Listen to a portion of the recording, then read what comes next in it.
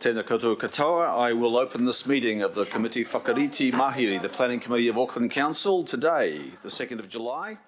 Welcome everyone, welcome the Mayor of Auckland, the councillors, the independent Māori statutory board members that make up the committee. Also welcome local board members and members of the public to the meeting. And acknowledge all the staff that have contributed to today's work before us.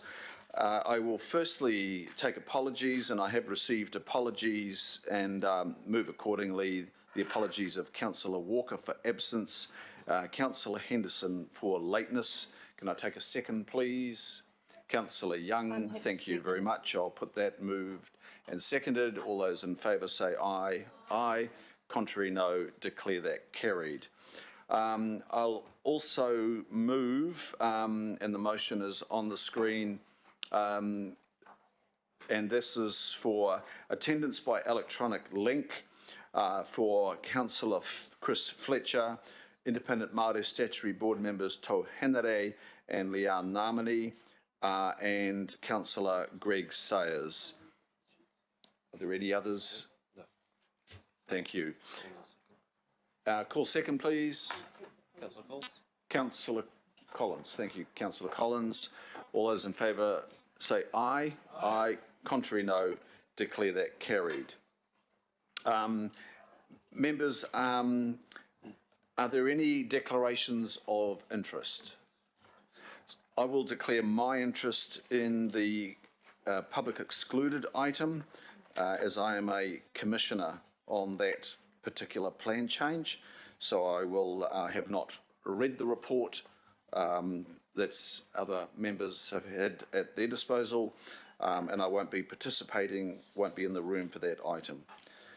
No other declarations. There being none, I'll confirm the minutes of 4th of June 2020. Move accordingly. Do I have a second? Councillor Desley Simpson, thank you. All those in favour say aye. Aye. Contrary, no. Declare that carried. There are no petitions under item 4, which takes us to item 5, public input. There was one request that initially I did accept, members, but I was very aware of the pressure on our calendar today. We've got quite a lot on the agenda, and we're going straight through to Councillor Simpson's Finance and Performance Committee workshop in the afternoon, or actually very early afternoon. So I am grateful to Ngāti Tamaoho Trust. They will come now at our next meeting when the plan change itself for rainwater tanks is before us. So grateful to Lucille Rutherford for deferring until the next meeting. Now, there's also a local board input under item 6 that's been deferred, a request from Troy Churton from Oraki Local Board. That matter that was being raised by Mr. Churton is better dealt with under Councillor Linda Cooper's committee, so it's been referred to the Regulatory Committee by agreement of Councillor Cooper and myself, which takes us to extraordinary items. None have been notified to me in advance, which takes us to the Spatial Land Use Frameworks paper on agenda page 9. Now I just want to pause there because I went past local board input. I just need to check I did have a conversation with the chair of the Rodney Local Board, Phelan Perry, last night. Phelan is with us. Phelan, did you want to make a short statement before we hear from the officers on item 8? Sorry, say again. Well, you're best to do it before, otherwise you won't be informing our decision making. Thank you, thank you. I just, a couple of things, support the idea in principle. However, Spatial Land Use Frameworks is just a horrific title for it. I think the concern I have is that it's going to confuse people in the community who think it's somehow a structure plan. and it's not. I think also that it has the potential to confuse real estate agents who tend to be easily confused on these things, who will then start rushing around waving maps in the air going, oh, you can buy this piece of land and it's going to be turned into this, or you'll get this value uplift. So I do think we need to be crystal clear about what's being achieved here. I mean, my suggestion would be that it's an infrastructure and transport study to inform the detailed business cases that are being done. And if you use the term study, we're not getting into the term plan, which I believe staff didn't want to use. But a spatial land use framework is really confusing. I can't see any other example of them being used anywhere else in Auckland. So I do just have a concern about that, but perhaps that's something that the working group could sort out. But yeah, that being very clear with planning about what's being done and why is really important, that that's communicated well. Thank you. Thank you, Phelan. Any questions of Phelan, members? Very clear, Phelan. Thank you. We'll pick those points up when we come to the paper, and we'll go to the paper now. And we'll hear from Dave Paul and Peter Vari. So Dave Paul is the principal planner and main author of the report, with Peter Vari, team leader, plans and places. And we don't have John Dogood yet, but I don't think we require him for this paper. I think it's in good hands. And who would like to lead? Dave? Thank you, Mr. Chair. I'll just very briefly outline what the project's about, and I'll also address the question that the local board chair raised as well. The Supporting Growth Alliance have been working on detail or business cases for transport projects across the region, and they previously did a series of indicative business cases, and they are now working on detailed business cases for key transport projects. In terms of the north, the key element of the transport network that we're looking at is the rapid transit network, which will either be busway or possibly rail, but that's to be determined down the path. But to be able to identify those RTN route options with a view to then going to protect those routes, they need to have some idea of what the key land uses might be in those areas. So this project, which is distinct from a structure plan, is only identifying those key land uses that are going to be critical to the operation of the RTN. We're not looking at all of the suite of land uses that would occur, only those that are critical to the RTN. So that distinguishes it from a structure plan for a start. We actually quite carefully selected the title because it is important that we recognise that it is land use, that it is spatial. It's talking about identifying places on the ground. And we used the word framework to elevate it above plan, to just differentiate it from structure plan. Now, we can change the name, we can call it whatever you like, but we thought that that kind of pitched it quite nicely between the development strategy and the Auckland plan and detailed structure plans. So we'll be working through with the Supporting Growth Alliance team to work up some land use scenarios for the key elements for the Dairy Flat, Silverdale, Wainui future urban zoned areas, and also the Kumiu Huapai areas. There'll be a consultation phase. Supporting Growth are consulting on their emerging preferred options when they get to that point for the detailed business cases. And the land use component will be consulted on closely with that, because we want to make sure that there's a clear connection between the land uses we're proposing and the transport infrastructure project that's going on, and again, to differentiate from a structure plan process. So what we're looking for is approval to carry on and do that work, given we're going to go out to the public later in the process. And have suggested setting up a political working party to sign off on the drafts that will go out for consultation probably around October, November. That's all that I wanted to say. Thank you, Dave. Look, I will move those motions. Do I have Councillor Sayers on the line at the moment? Councillor Sayers, if you are there, would you like to second?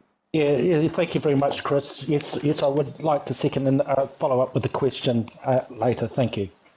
Thank you, Councillor Sayers. So it's moved and seconded. Questions? Councillor Sayers, we'll come straight back to you with your question. Yeah, thank you very much. And I just really want to back up my chair, Phelan, in terms of his request. I really appreciate them for the explanation around the title, and that all makes good sense. I just wonder, I think there is wisdom in considering swapping out just one word, the word plan for study. I do support that. I do think it's appropriate along with the rest of the wording in the title, Mr. Chair. So my question is, and I think I heard the answer there, but just to verify that there is a possibility just to tweak that title. Is there? Thank you. Yeah, I don't think that's a problem.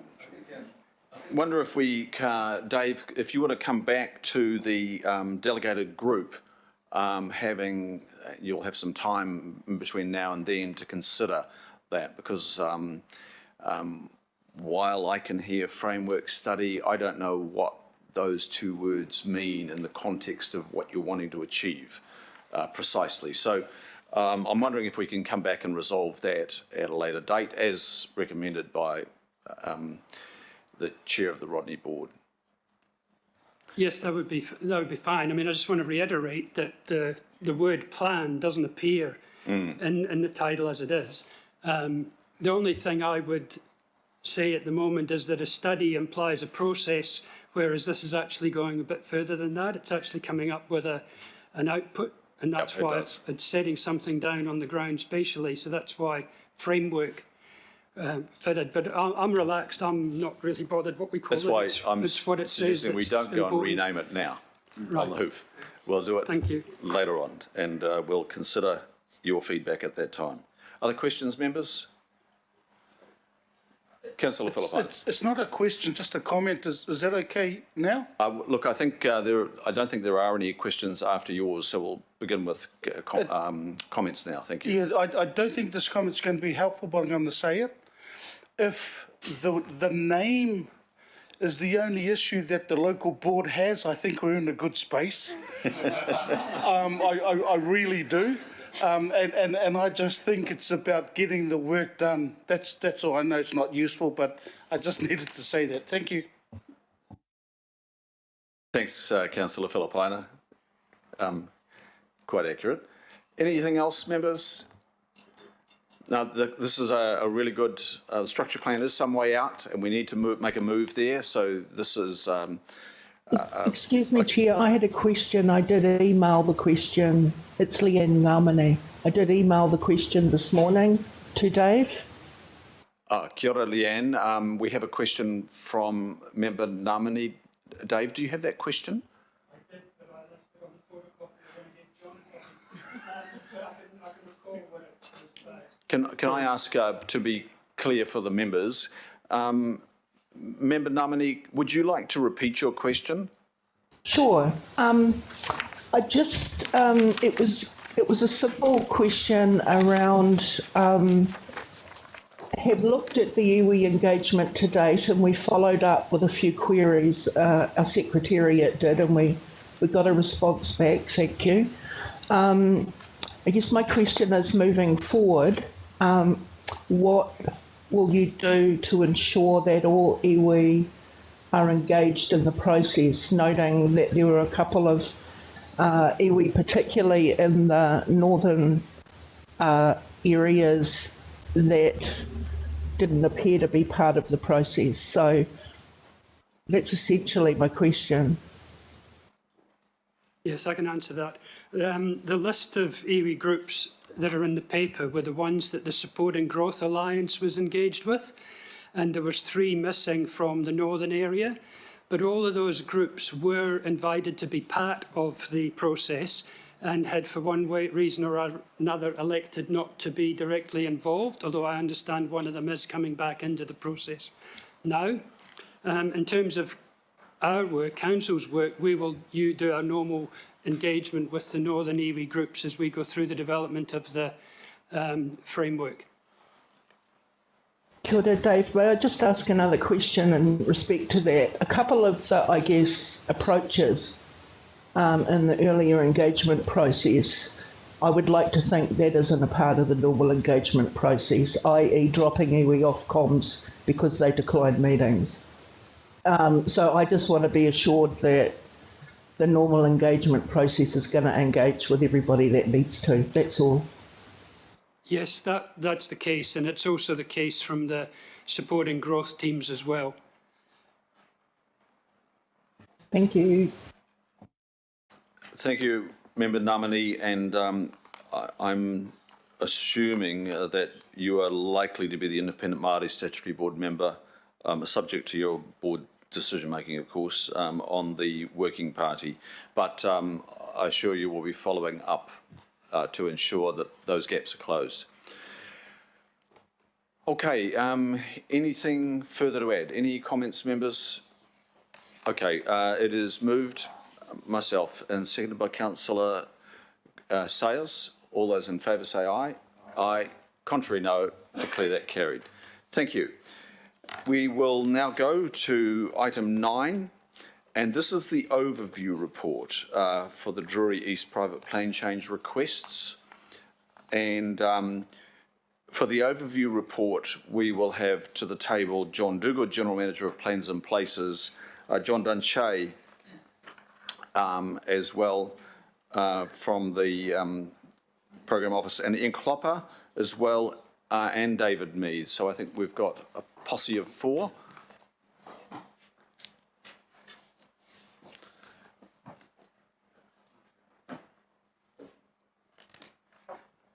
John, just checking, you won't get to the questions at this point. You will go through your presentation, contributions from all those that you need to have speak to this item, that from your management side, and if any questions have been posed in advance, as I invited, I'm not sure what you have received. I did send you something this morning. I'm not sure whether you've seen that, but I will hand over to you in the first instance to introduce the paper, please. Great. Thank you, Mr Chair, and good morning, Mayor and Councillors and Member Namani online. So just in response to your questions there, Mr Chair, yes, we have received some questions from yourself. I haven't seen any others, so can I just ask, did anyone email questions last night? No? That's fine. Okay, so that was the first part. The second part is, yes, our proposal is to run through a presentation, a fairly lengthy presentation in several parts, and then take questions at the end. Okay, right. So I'll start by just giving a bit of an overview of, well, setting the scene, I guess, in terms of where these private plan changes for Drury sit relative to Council's overall strategy. The Auckland plan, I'll speak to that briefly. The future urban land supply strategy, I'll reference that. The structure planning that Council did last year and the year before for the Drury area, I'll also mention that. At which point I'll hand over to John Dunshea and Ian Cloppers, who will talk through some of the transport issues in the Drury area and the work that they've been leading along with the Crown and a number of key stakeholders in the area. Then it'll be back to me just to give you a bit of a refresh on the accept, adopt, reject decision-making under the RMA for private plan changes. It's a good 9 months or perhaps even a year or more since we brought any private plan changes to you. Just to let you know that in that 9-month, 12-month period, we have had a number of minor private plan changes that don't raise any significant strategic issues that staff have exercised their delegated authority to accept a number of those. The approach that we are taking with private plan changes is to exercise our delegations where we feel as officers that the plan changes are not testing Council's strategy or policy in any significant way, and that they should be accepted. If staff feel they should be rejected or adopted, we would always bring that to the committee. And for significant issues like the 3 before you today that do raise some strategic issues for the Council, we're certainly always looking to bring those to committee, notwithstanding the fact that we have delegations to accept, adopt or reject private plan changes. So that is the approach that we've discussed with you, Chair, but just advising the other members of the committee. So without further ado, John, would you like to just introduce David? Because we do apologies. have new councillors and new members around the table, and while most of us are familiar with David's work on the Auckland Unitary Plan, if you could just introduce David and why he is the author of the work rather than a planner in-house. Yeah, so when these three private plan changes were lodged as a package together, they have to be dealt with separately under the RMA, hence the three reports and three sets of decisions that we're seeking from you. At that point in time, we simply didn't have someone with enough seniority and expertise available to manage these private plan changes through the process. So we went out to the market and had offers of service put in, and David Mead is director at the firm Hill Young Cooper, very experienced planner in the Auckland region and elsewhere. Hill Young Cooper's proposal was a successful bid to take on this work. This work is on private plan changes is cost recoverable. We charge all of our actual and reasonable costs back to the applicants, the developers. So David's costs and any other experts that we've had to employ outside of the council and also our own staff time is charged back to the developers for private land changes, and that's allowed under the RMA. So as David Mead, a lot of experience in this area, and I'm sure a few of you would have met David in the past. So that's David. Right. So just quick recap on the Auckland Plan. Sitting within the Auckland Plan is the development strategy. That's a requirement under the Local Government Auckland Council Act. It's likely to be a requirement, in fact I think it's already a requirement under the National Policy Statement Urban Capacity, and the proposed National Policy Statement Urban Development will also have this requirement to have a development strategy for how Auckland is going to grow over the next 30 or more years. So within the development strategy, we we're sort of looking at a 720,000 increase in population potentially by 2050. That would take Auckland up to 2.4 million. So how and where is the best place to accommodate that increase in population, and where's the best place to look at increase in provision capacity for jobs and employment. So that's sitting in the Auckland Plan Development Strategy. Figure there of around 313,000 additional dwellings, 63,000 jobs. So that was, as you'll be familiar with the Auckland Plan as that went through, those were the sort of forecasts, I think the sort of mid-range forecasts for growth in Auckland over the next through to 2050. So it's significant. We need a clear understanding, and we need to align the land use, so where the housing and the jobs are going to go, with the provision of infrastructure, and that's all dealt with in the Auckland Plan. And within that development strategy, we have a map that looks like this, that identifies the blue areas are within the existing urban footprint of Auckland. So they're referred to as development areas, where it's anticipated that there will be significant growth within those various areas in the brownfields. And then the sort of the oranges and the yellows are the greenfield areas, the future urban areas within the Auckland Plan, but also within the Unitary Plan. Those yellow and brown areas, orange areas are identified. They're inside the rural-urban boundary in both the Auckland Plan and the Unitary Plan, but they're currently zoned future urban, which doesn't allow for urban development to take place. So within that context, there are some staging and timeframes that I'll discuss in a second. The other thing about the Auckland Plan, it certainly refers to the city centre and the three major nodes of Albany, Westgate, Manukau as being significant areas for growth. And we'll get on to these future urban areas in a second. So it's about 14,000 hectares of land identified as future urban in both the Auckland Plan and the Unitary Plan, sitting within the urban boundary. So council strategy for growth outside of the existing urban area is to progressively rezone that land, sequence with the provision of bulk infrastructure over various periods of time.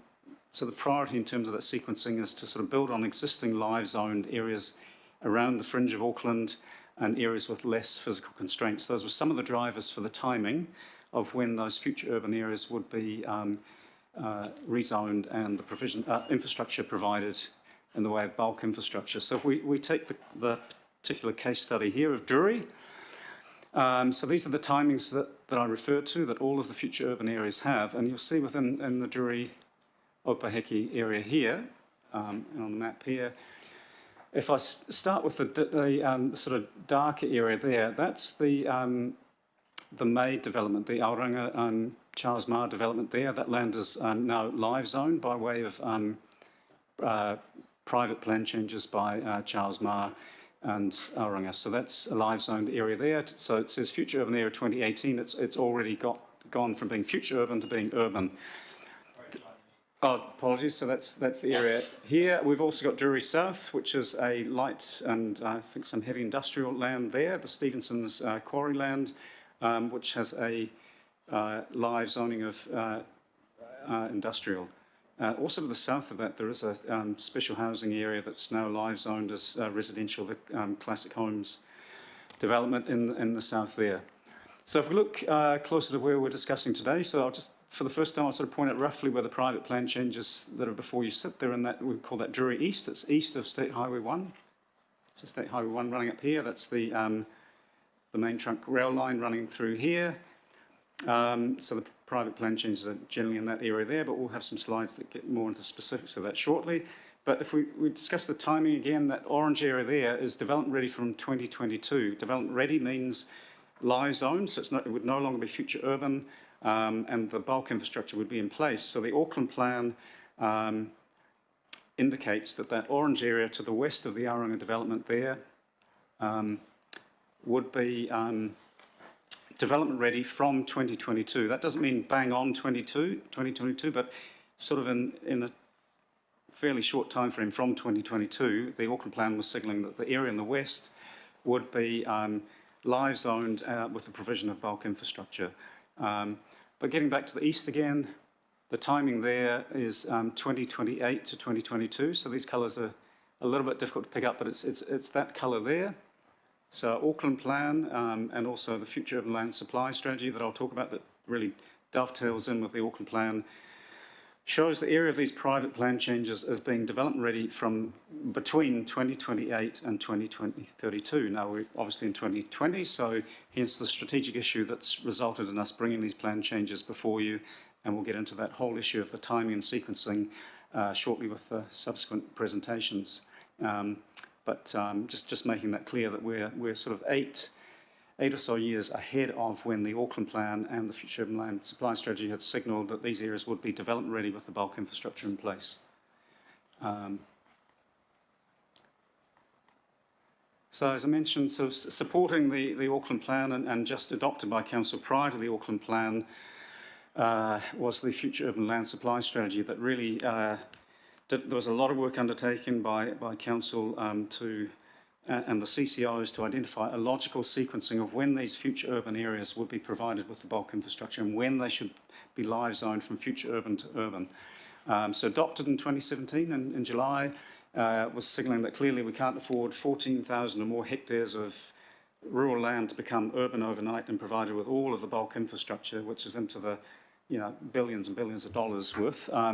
There needs to be a logical sequencing, and also if all of that land was to be developed at haste in a shorter period of time than the sort of 30-year signal in the future urban land supply strategy, then our whole compact city approach could be undermined as well. We'd start seeing more greenfield peripheral development and less urban development around centres and transport nodes. So it's all about getting that balance right between brownfields and greenfields, with the Auckland plan signalling predominantly brownfields, but this future urban land supply providing for, say, 30 to 40% of Auckland's growth over the next 30 or so years. So a diagram there just illustrating in an ideal world, so on the top line we've got what we call the planning process. This is from the future urban land supply strategy, so there'd be some high-level planning building off the Auckland plan.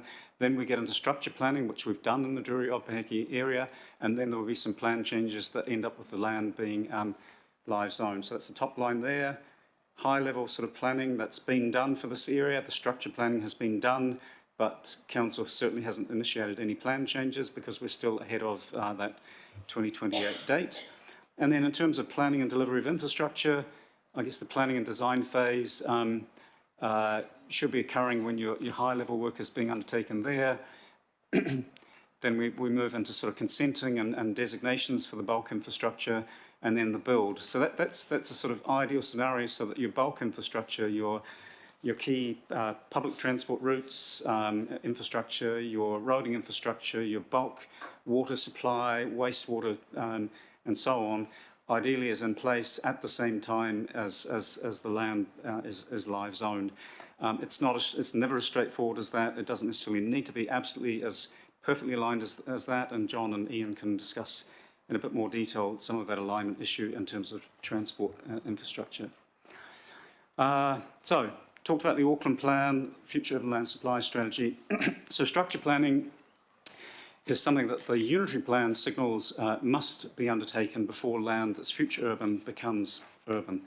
So as council, we've now prepared structure plans for Warkworth in the north, the Silverdale West business land, Drury Opaheki, Whanuapai, and Pukekohe Pairata. So probably roughly close to 3/4 of all of that future urban land now has a structure plan, and certainly this area here, the Drury area, has a structure plan that was adopted last year. So it was earlier this year. I should know the answer to that. Fairly recently. September last year. So this is what a structure plan does. It's not statutory, it's not binding on developers, it's not binding on the council. It really just takes looks at these future urban areas, looks at what the ideal mix of land uses should be, where should the higher density housing areas be, the lower density housing areas, the no-go areas in terms of constraints like flooding and hazards and cultural heritage and so on. And it looks at it explores aligning the land use with infrastructure provision, not just transport, but also looking at water, stormwater, community facilities, and some central government infrastructure, things like schools and hospitals and so on, were also considered as part of the Drury structure plan exercise. So we did a lot of work with the government in developing the structure plan and key landowners, stakeholders, iwi, to develop these structure plans. And they are essentially a precursor to then designing, developing and getting the bulk infrastructure consented, and also rezoning the land through the unitary plan. Now, just because we have a structure plan for the entire Drury Opaheki area, when we weren't signalling as council that would mean that the land would be rezoned and the bulk infrastructure would be in place sooner than the Auckland plan. And the structure plan for Drury Opaheki essentially just refers back to the timing and staging in the Auckland plan, the future urban land supply. It didn't adjust anything. It did make a note that some issues are under review in terms of timing and staging, but it didn't change anything in terms of that, the dates in the Auckland plan and Falls. So southern structure plans here, we ran 2 structure plans in parallel. We did as council, we did the Drury Opaheki structure plan, and we did the Pukekohe Pairata structure plan at the same time. Different communities, different engagement, different structure plans at the end of the day, but they ran concurrently through the engagement process and through the council technical work and adoption. And as I mentioned, they didn't adjust any of the timings, but they did note that various things were happening to explore whether there could be a revised timing, whether that might make sense. So that's just the 2 structure plan areas. Just a couple more slides from me. We have, so this is the future urban zoned land in the Auckland Unitary Plan. This was the area that was subject to the structure planning. We're starting to show here the 2 of the 3 private plan changes that are before you on the east. We also have, this is the Auranga development here that has been live zoned. You'll see it's no longer yellow. It's gone to a mix of a small centre here, some medium density housing and some standard sort of suburban housing. That's the Auranga development. The hatched areas here, or the stippled areas, they have now been rezoned. They are Auranga as well. So they went through a private plan change process 2 or 3 years ago through the committee. But today we are primarily discussing the issues on the eastern side of State Highway 1 here. Just a bit of context, Papakura Centre there, State Highway 1, the main trunk rail line, Transpower's National Grid line runs through this area. We have the small Drury Township here. Sorry, Drury Township is up there. Got that wrong. And State Highway 22, Karaka Road, heading south to Pukekohe. Councils work very closely with AT and NZTA under the Te Tupu Ngātahi Supporting Growth Alliance as we did the structure planning exercise. So there is a very close alignment between the council adopted structure plan for this area and the work that the Alliance has been undertaking. And there are ongoing discussions between council staff, AT, NZTA around the specifics of these key transport routes for both public and private vehicle use and walking and cycling. So that is the end product of all of that structure planning exercise as adopted by Council in September last year. We have a structure plan for the entire future urban area of Drury-Opaheki, notwithstanding the staging issue that I've mentioned. On the east, it shows a large centre here, which is generally aligned with one of the private plan changes before you today, which is the Kiwi Income private plan change. We have some medium to high density housing around that, and then some more conventional suburban housing here, and that's us moving out beyond the private plan change area. So that's where the 3 private plan changes sit. And as we'll discuss shortly, they are generally aligned with the land use shown in the council structure plan, i.e. large centre here, medium to higher density housing here, and perhaps more conventional suburban housing as you head out from State Highway 1.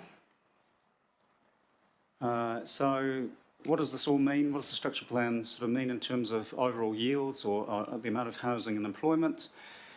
So in terms of estimated population in that entire area, 50,000 people, 21,600 dwellings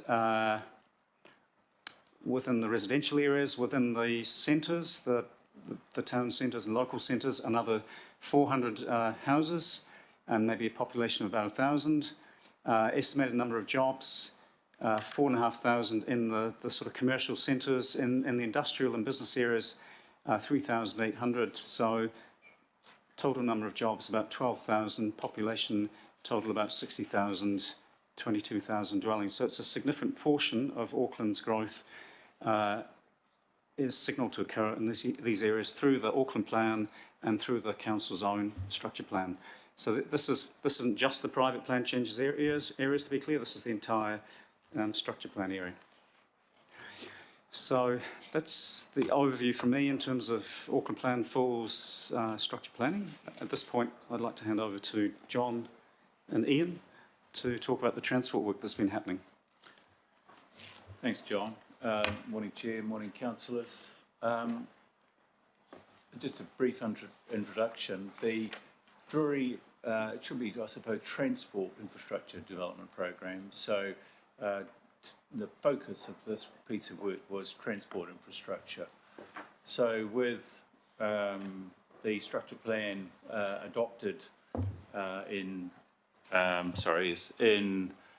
August, September of 2019, and with the likelihood of private plan changes pending, the Crown and the Council agreed that a joint program of work between the Crown and the Council would be undertaken. Those involved were Auckland Council, Auckland Transport, Supporting Growth Alliance, New Zealand Transport Authority, Ministry of Transport, Kiwi Rail, Treasury, Crown Infrastructure Partners, particularly on the funding side, and also the Infrastructure Commission. The purpose of this work, which was started in June last year, was firstly to look at and resolve the existing significant capacity and safety issues in the transport system serving Drury, and then as to think about these exist to support what was required to support the existing enabled development capacity in Drury West, and look to enable the potential urbanisation of Drury, of land both to the west and east of State Highway 1. And the fundamental principle in terms of the work we did was that we would start with a public transport-led approach. So a full transport network-led approach, building a public transport network.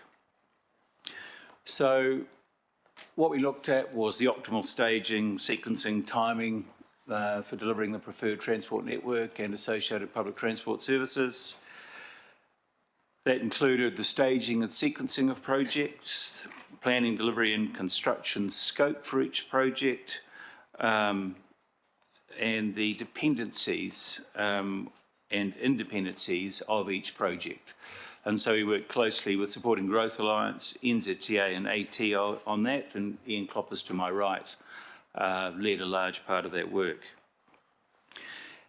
Having done that and considered what infrastructure was needed, how it should be sequenced and where it should be provided, we then were required to look at what were the options for funding and financing the required infrastructure.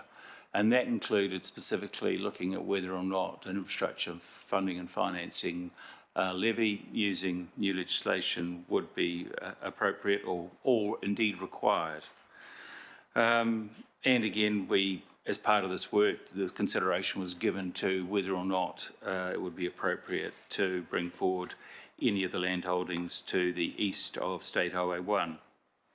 And then it was intended that the Mayor and Ministry of Transport would be given clear advice and reasoning on the preferred options for the transport network at Drury. Just going back in terms of sort of the context, and I've touched on some of this already, the work commenced in 2019. We provided, in doing the work, we looked at a number of scenarios. So the first scenario we looked at was what we called the base case. So this was our best estimation of how the network should be, the full network should be sequenced and phased. And that was undertaken prior to the announcement of the NZ Up package. The NZ Up package was then announced in January 2020. And that provided $2.4 billion of funding for 5 major transport infrastructure projects, which were significant bulk infrastructure projects comprised and required as part of the transport network for Drury. So following that, we then did an additional, we looked at an additional 4 scenarios using the NZ Up projects as a base case, and considering what additional infrastructure was required in order to support those that investment and those projects to enable a full network approach to the development of Drury with a public transport-led approach. It's worth emphasising at this point that what we were doing was looking at a full network. So it was everything we're looking at here is a full build out. So a lot of the images and the numbers you will see are what are required for a full build out of a public transport or a transport network for Drury. And as such, the cost, whether it be P50 or P90, is the same for whatever option. The difference was how you staged and sequenced that infrastructure over time. So the options allow for different spend profiles over time, with higher or lower spend in each decade, and the options considered dependencies between projects and constructability of the infrastructure. Now, there's a lot of numbers on this slide. And I suppose the first thing, is that how it works? Just push this. Yes. So the first thing I'd ask you to look is that first column, which is the base case. So that was the one that was done prior to the announcement of the NZ Up package. And then I'd ask you to look at the bottom line, which is the total cost, which you'll see is the same regardless of which of the options you take. And against each of the 5 options, we've got a P50 and a P95 estimate, which is just relates to degree of certainty of accuracy of costings. I suppose the most fundamental thing to take in here, apart from the overall cost, remembering that these figures include the 2.4 billion provided by NZ Up, is that when you move from, say, P50 in the base case to P50 in the comprehensive scenario, in decade 1, there is a significant increase, as there is in each of those 4 NZ Up inclusive options. And then if you go down to decade 2, you'll see that the spend in decade 2 drops. So the point to take from that slide, apart from the overall costs, is the fact that what the NZ Up package did was bring forward a significant amount of spend from the second decade into the first decade.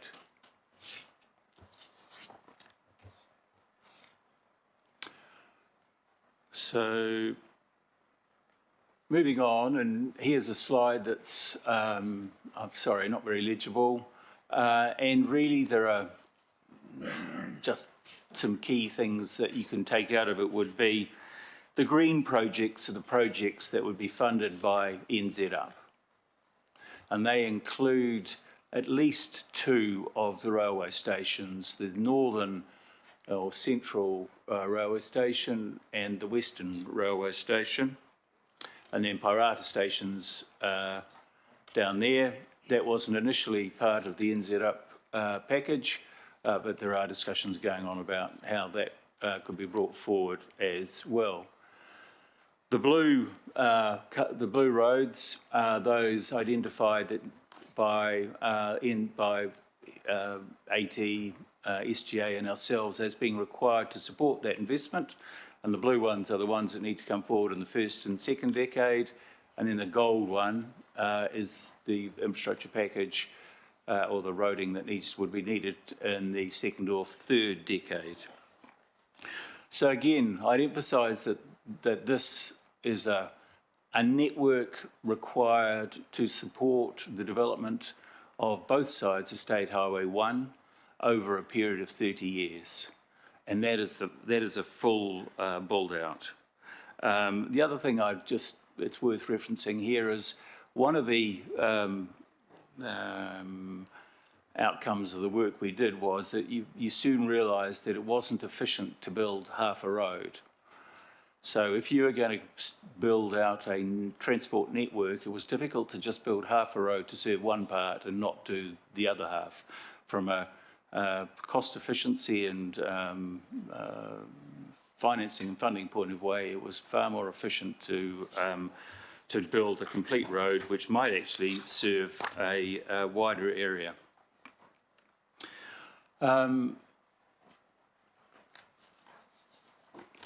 The next slide is broken down into the actual projects themselves.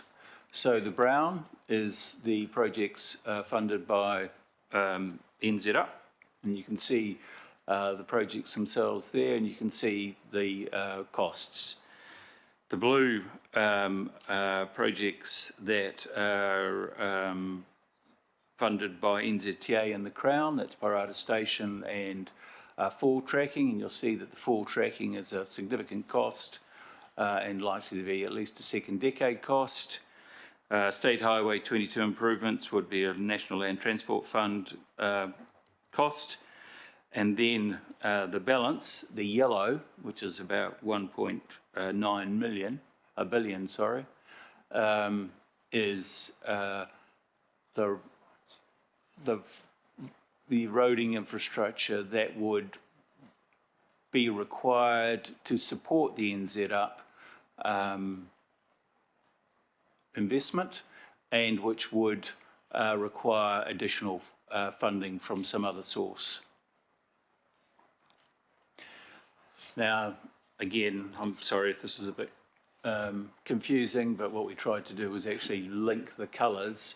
But I suppose the key things that you need to look at there in terms of our work was the fact that excluding NZ Up, the total transport investment required was 2.9 billion. So there was 2.9 billion required to provide the supporting infrastructure to provide a public transport-led network of transport to support the development of the whole of Drury. The council's share of that, if you take out the NZTA 50%, is about 600 million. And then there was additional infrastructure, which is a high-level estimate, but we've looked at that further, and we're fairly confident with those, is that additional investment would be required from the Crown of 500 million, which is made up of stormwater infrastructure of approximately 200 and parks and community facilities of 300, bringing the total investment required from other sources, well, more particularly the council, of about $1 billion.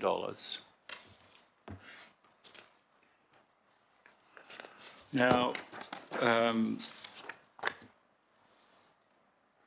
we then needed to look at how that $1 billion might be funded in order to support that network. And there are a variety of options available for supporting that, which are highlighted here on the slide. I think, again, a key point to take here is the fact that what we have in particular in the council at the moment is a financing problem.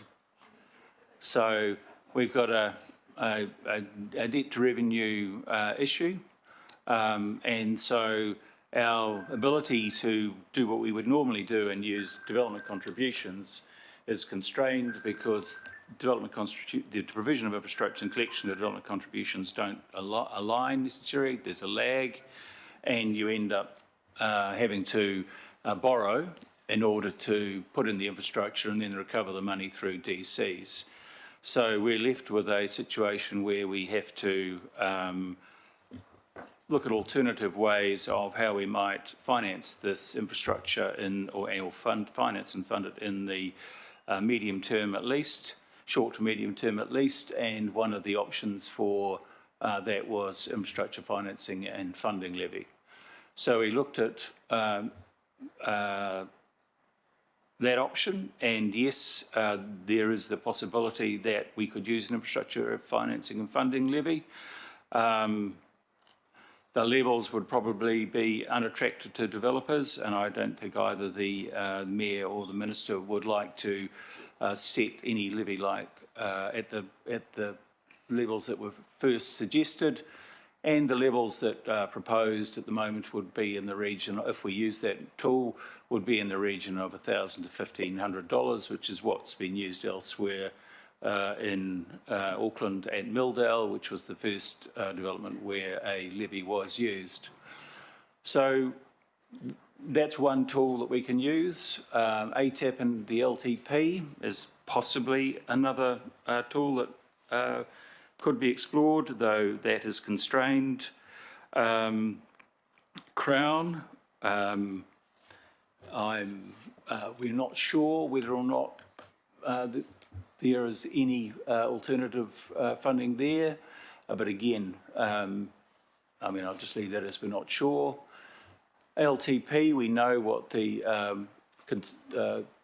issues with the LTP are at the moment. IFF, I've talked about.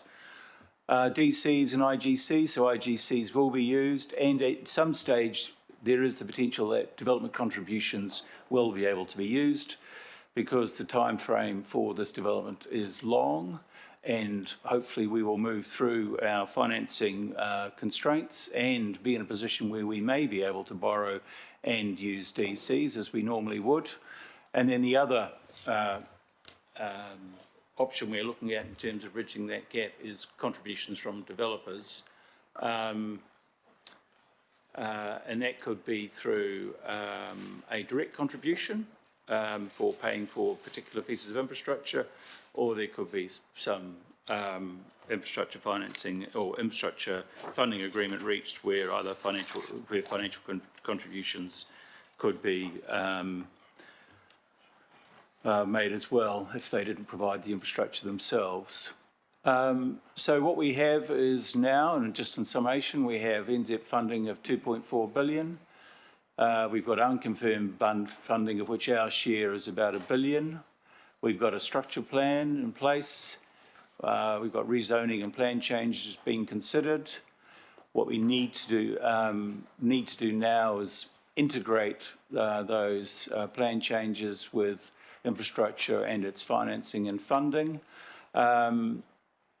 And that is the work that is being undertaken now. So as a result of the work we've done and looking at all the options and the best options and identifying that the whole of the public transport or of the transport network plus stormwater and community facilities at least would require an additional $1 billion funding. It was agreed with between the Mayor and the Minister, or the Crown and the Council, that work would be done with the developers to understand how they would be able to contribute to the funding of the necessary infrastructure to fill that gap. And so that work has commenced. So we are working with all of the eastern developers and also some of the western developers like Charles Marr, who already has a development in place. And it is worth just emphasising that that isn't a simple exercise of just saying how much is this piece of infrastructure going to cost and what is your share. It actually has to take into account timing as well and benefit. So in assessing what share of a developer should pay, you need to see what impact they would have on the network and what is considered to be their fair contribution to that impact, what benefits they get from the infrastructure, and also when that infrastructure will be provided. So some of that infrastructure may not need to be provided for some years. It could be 5+ years, it could be 10+ years in terms of when that infrastructure needs to be provided. And we will work through the developers analysing what infrastructure is required, when it's required, where it's required, and what share the developers are able to pay, and where there are any other sources of funding that might be available. And that's where we are with that at the moment. Thank you. Thank you, John. Back to John Dugan. Right, okay, so just 2 more segments to go and then in time for your questions. But we did feel it was very important to give you the full picture, the full overview, starting with the strategic, getting into the transport work. The decisions you're being asked to make today are under the Resource Management Act, and we believe that all of the matters that we're discussing are relevant to your decision, but ultimately your decision is constrained by what you can and can't consider under the RMA. So that's what I'm going to talk to now, and then I'll hand over to David Mead to talk to the 3 specific plan changes and our overall recommendations today. So you've had a similar presentation to this about 6, 8, 9 months ago. So just to recap, the private plan change process under the Resource Management Act, anyone can lodge a request with Council for a change to the unitary plan, any change whatsoever to the unitary plan, from the most absurd through to the most amazing, minor, very significant, anything's potentially up for a private plan change request that could affect all of Auckland under the entry plan, but most of the time it's very site or area specific. It's usually a landowner seeking some changes to enable some form of development that isn't easily obtained under the entry plan as it stands. We have to acknowledge the request. We did that quite some time ago for these three. We sought further information from the applicants over a period of time to get all of the details that we felt that Council requires to make a decision. We didn't ask that the plan changes were modified to any significant extent that I can recall, David. We've had some discussions. Yeah, there were quite a few discussions over quite a few months and around what modifications might be made to the plan changes to make them more, I guess, acceptable. Then we have to make a decision within a statutory time frame which ends in about 2 weeks' time. So we're saying essentially we have to make a decision, Council really has to make a decision today, to either adopt the requests, which basically means the Council is saying we really strongly support this plan change. It's something that Council would have done if we'd thought about it or had the time or resource to do it. Then you might adopt it. And when you adopt it, you take over all of the costs. So as I mentioned previously, we can continue recovering our costs from the applicants if the decision is made to accept them, right through to the Council final decision on these plan changes after a hearing. We can recover all of those costs, including the cost of the hearing. But if you adopt a private plan change, you're essentially taking it on as Council with Council costs, covering the costs. If you accept the private plan changes today, you're essentially allowing them to go out for submissions. So they are publicly notified. They would go out for submissions, and then it goes into the normal RMA process of we summarise those submissions, we publish that, people can make a further submission to support or oppose something someone else asked for. Then there's a hearing, and then there is a decision on the plan changes, private plan changes at that point. If the private plan changes are rejected, the RMA, sorry, I'll get onto that in a second. So there are 4 options: adopt, accept, or reject. Or Council could somehow convert them into a resource consent application, but the scale and complexity of these private plan changes is very different to a resource consent application, so that's really not an option for Council number 4. It really is adopt, accept, or reject are the 3 primary choices that you have. If Council rejects a private plan change request, so if you were to reject them today, they can then appeal to the Environment Court and try and get that decision overturned. Council can, of course, turn up at the Environment Court with evidence and legal arguments as to why it made that decision, but just to point out that any decision to reject can be appealed to the Environment Court, and then we have to advise the 3 applicants in this case of our decision. They're potentially watching online and in the room here today. They may have a consultant here, so I'm sure they'll be aware of the decision today. It's in the open agenda. So then if accepted or adopted, the Council then publicly notifies the request, as I mentioned before. It goes out for submissions. Number 7 there, the Council can actually make a submission on private plan changes. So if Council feels there are still some issues to be resolved, and that's certainly the case for these 3, as identified in the report, so there are some significant issues that staff and David as our consultant believes still need to be worked through, then Council can also make a submission, as can our CCOs. And as mentioned in the report, Auckland Transport have signalled that they are looking to make a submission if these private plan changes are adopted or accepted. Hearing commissioners are appointed in the normal way by the regulatory committee. Elected members can be appointed if they have the RMA Commissioner certification to be part of a hearings panel for private plan changes. Council must hold a hearing if there are submitters who want to be heard, and then Council, through its independent or hearing commissioners, makes a decision on the private plan change requests after a hearing. And then that decision, which would be made if these private plan changes are accepted in somewhere between probably 9 months and a year's time, would be appealable to the Environment Court. So the specific part of the RMA is called Clause 25. You'll see that mentioned in the agenda report. So Clause 25 requires us to make a decision within 30 working days of receiving the request and all of the information. So we're now heading towards that. Well, we've doubled that 30 working days to 60 working days, which we can do under the RMA. So we're now at the point that a decision has to be made, as I mentioned, and it's that adopt, accept. C really isn't an option, as we speak to in the report, or reject. So just a little bit about rejecting private plan changes. As you've heard before, the bar is set pretty high for a reject. A, the request has to be frivolous or vexatious. And sorry, the council may reject. The council is not required to reject a private plan change on any of these grounds. But the first thing we have to ask ourselves is, do any of these grounds apply? And if they do, then you go on to make the decision whether you feel it's necessary to reject or not. So I guess it's an option for council. It's not mandatory that you reject on any of these grounds. But is it frivolous or vexatious? Has the substance of the request, has council already considered this issue within the last 2 years? Is it not in accordance with sound resource management practice? Is C. Would it make the unitary plan inconsistent with Part 5 of the RMA, the sort of sustainable purpose of the RMA? Or E.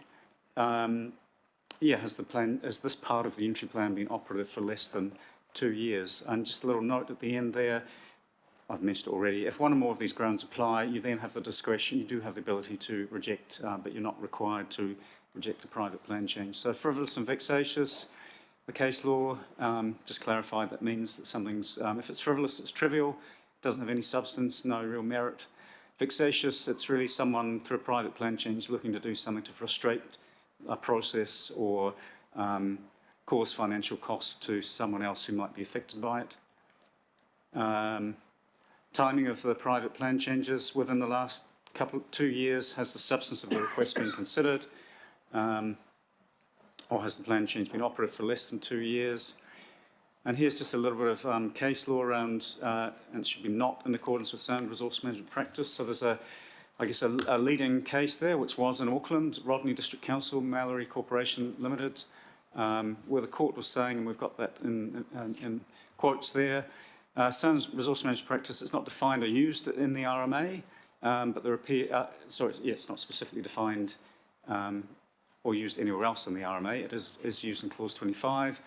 There's no definitive answer to what constitutes sound resource management practice. However, if it's to be given any meaning, the court was saying that it needs to be tied to the purpose of the sustainable management purpose of the RMA. An assessment should be limited to a course scale assessment. So at this stage in the process, the court was saying council shouldn't be diving into the absolute detail of the plan changes. It's a broad course assessment of the merits. That detailed assessment takes place if they're accepted or adopted and go out for submissions. And those are that's the key case law there around resource management practice, sound resource management practice. So the last part of our presentation, just to wrap it all up, is handing over to David, who will talk briefly to each of the 3 private plan changes and explain his conclusions and recommendations. Thanks. Thank you, John. So we'll proceed with, the plan was to proceed with David now. Now, no members, this is quite lengthy and dense, but the intention is to keep travelling on this journey, and we'll hear from David now, and then we will take those questions. David. Right, thanks. Maybe if I just, or do you want to operate the pointer? No? Okay, cool. So yes, there's 3 plan changes. They're all separate plan changes, obviously, but in their preparation, the requesters have been working together, and they do share a lot of the common, analysis across the, especially transport issues and stormwater and things like that. But we've got to treat, each as a separate plan change. In terms of that sort of context, John's covered a lot of this already. Obviously, the red box is where the 3 combined plan change areas is, over there.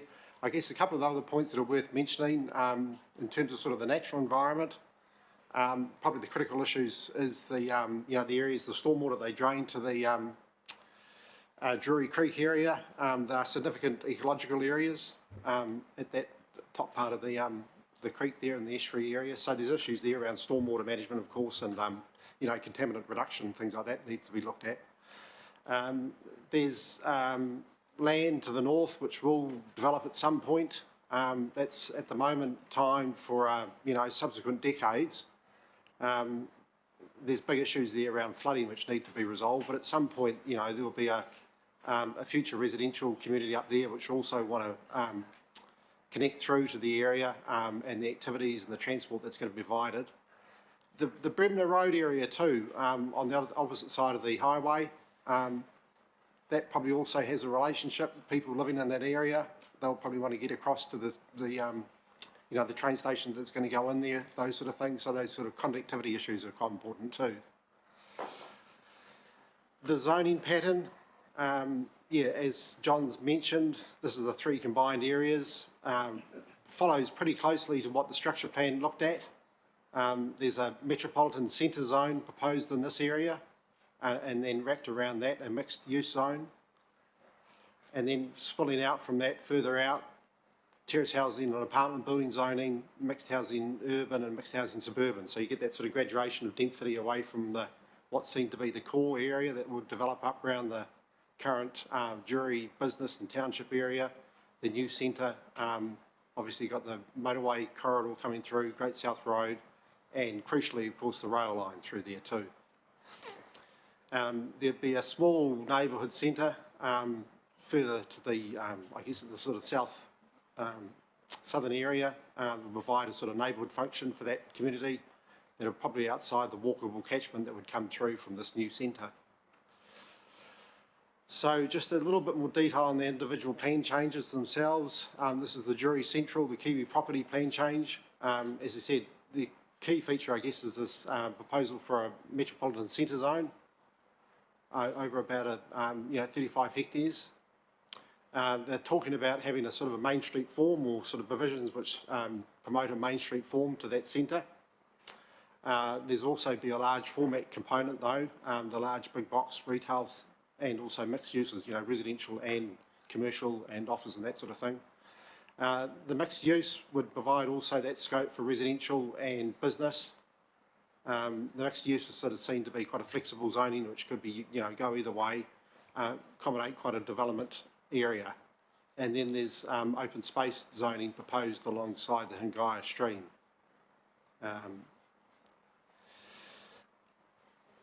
In terms of sort of the some of the key sort of built form features that may come through, building heights obviously is something that's been promoted. Area A, which would be sort of close to where the rail line is, the sort of core of the centre. Current metropolitan zoning has a 72 metre high building limit in it. They've suggested or requested that that be carried through to this area here. And I guess it provides that sort of long-term capacity.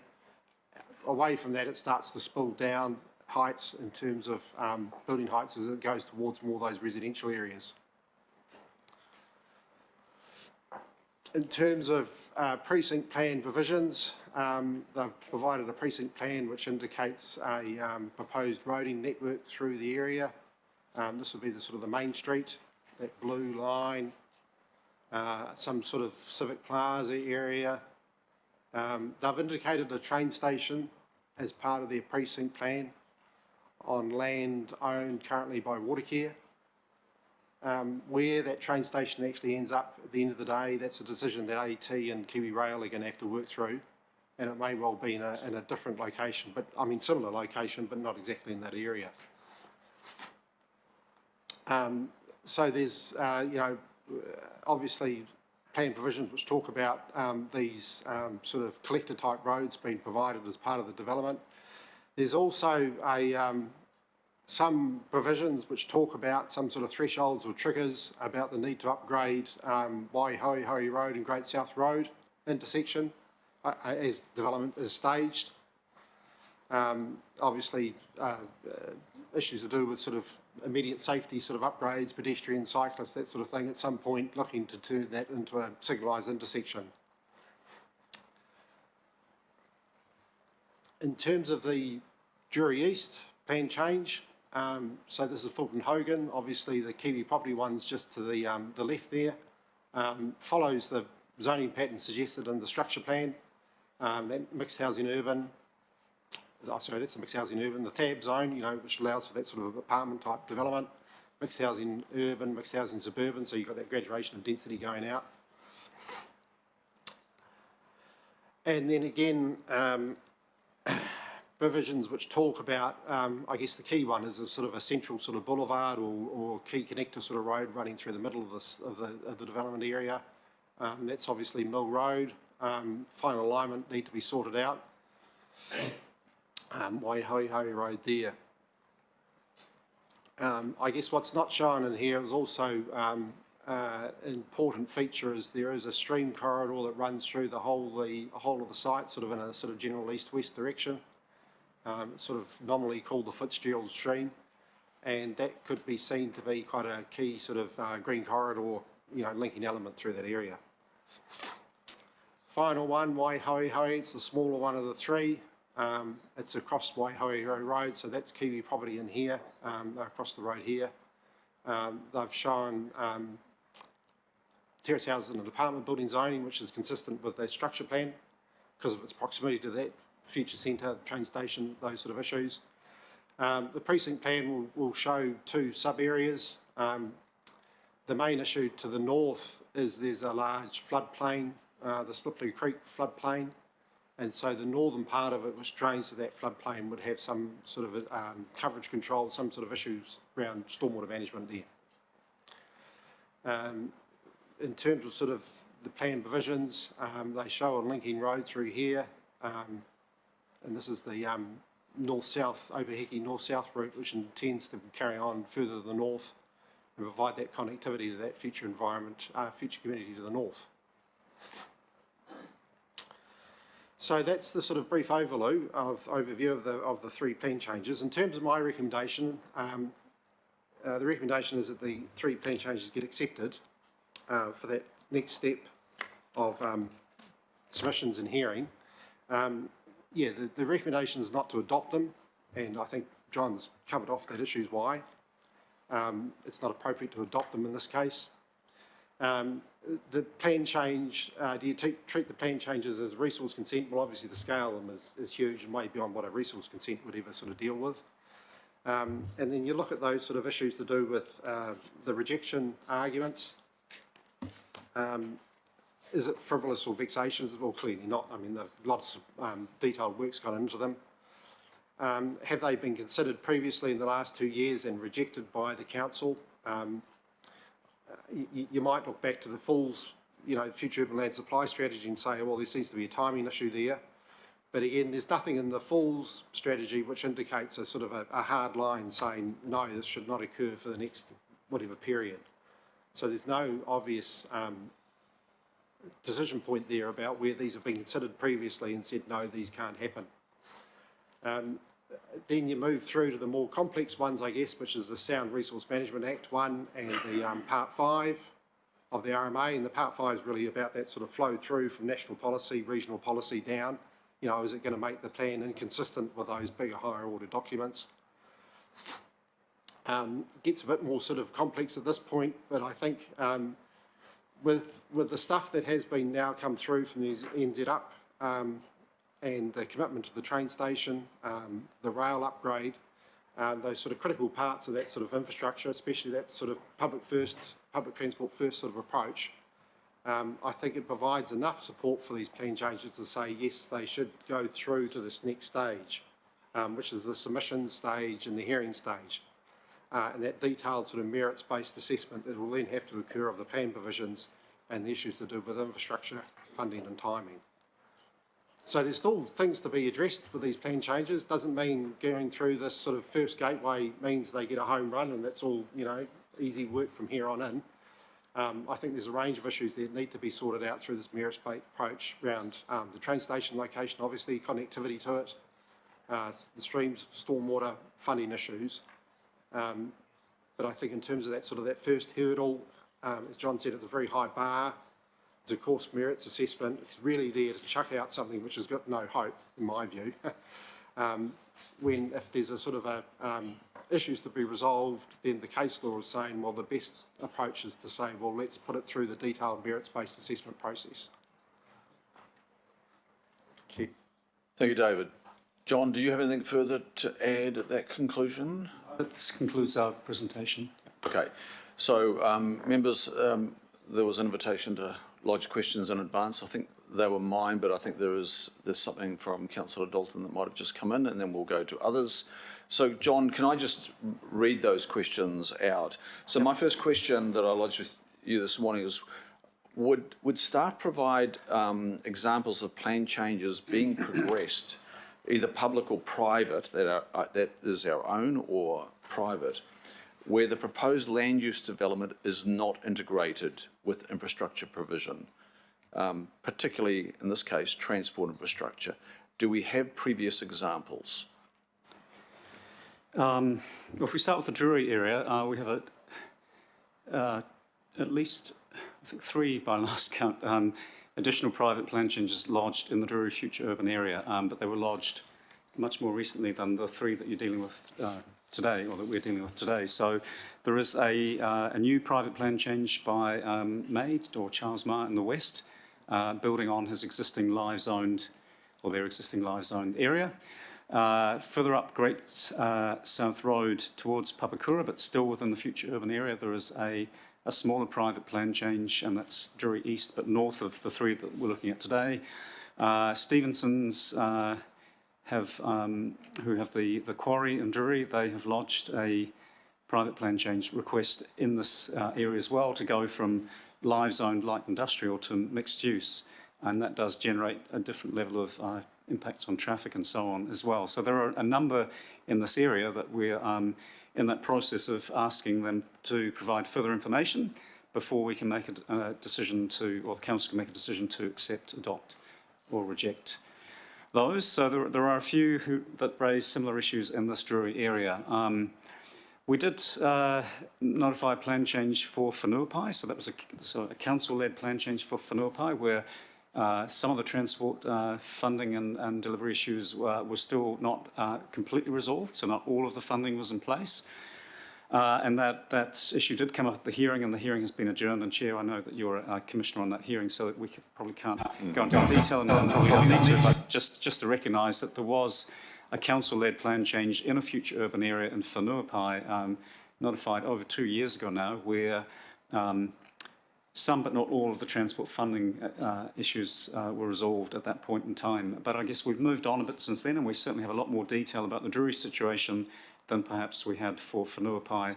And with pressures around council budget and so on, we're certainly getting sharper and sharper in understanding these funding and infrastructures more and more as time goes by. But those are the only ones that I can think of at this stage. Mr. Okay, Chair. look, my second question was about the implications of transport funding for the balance of Auckland if the infrastructure funding and financing agreements or other sources of funding are not agreed with by the private plan change proposer, that they don't fully cover those complementary, the complementary transport infrastructure, which essentially is that $600 million number.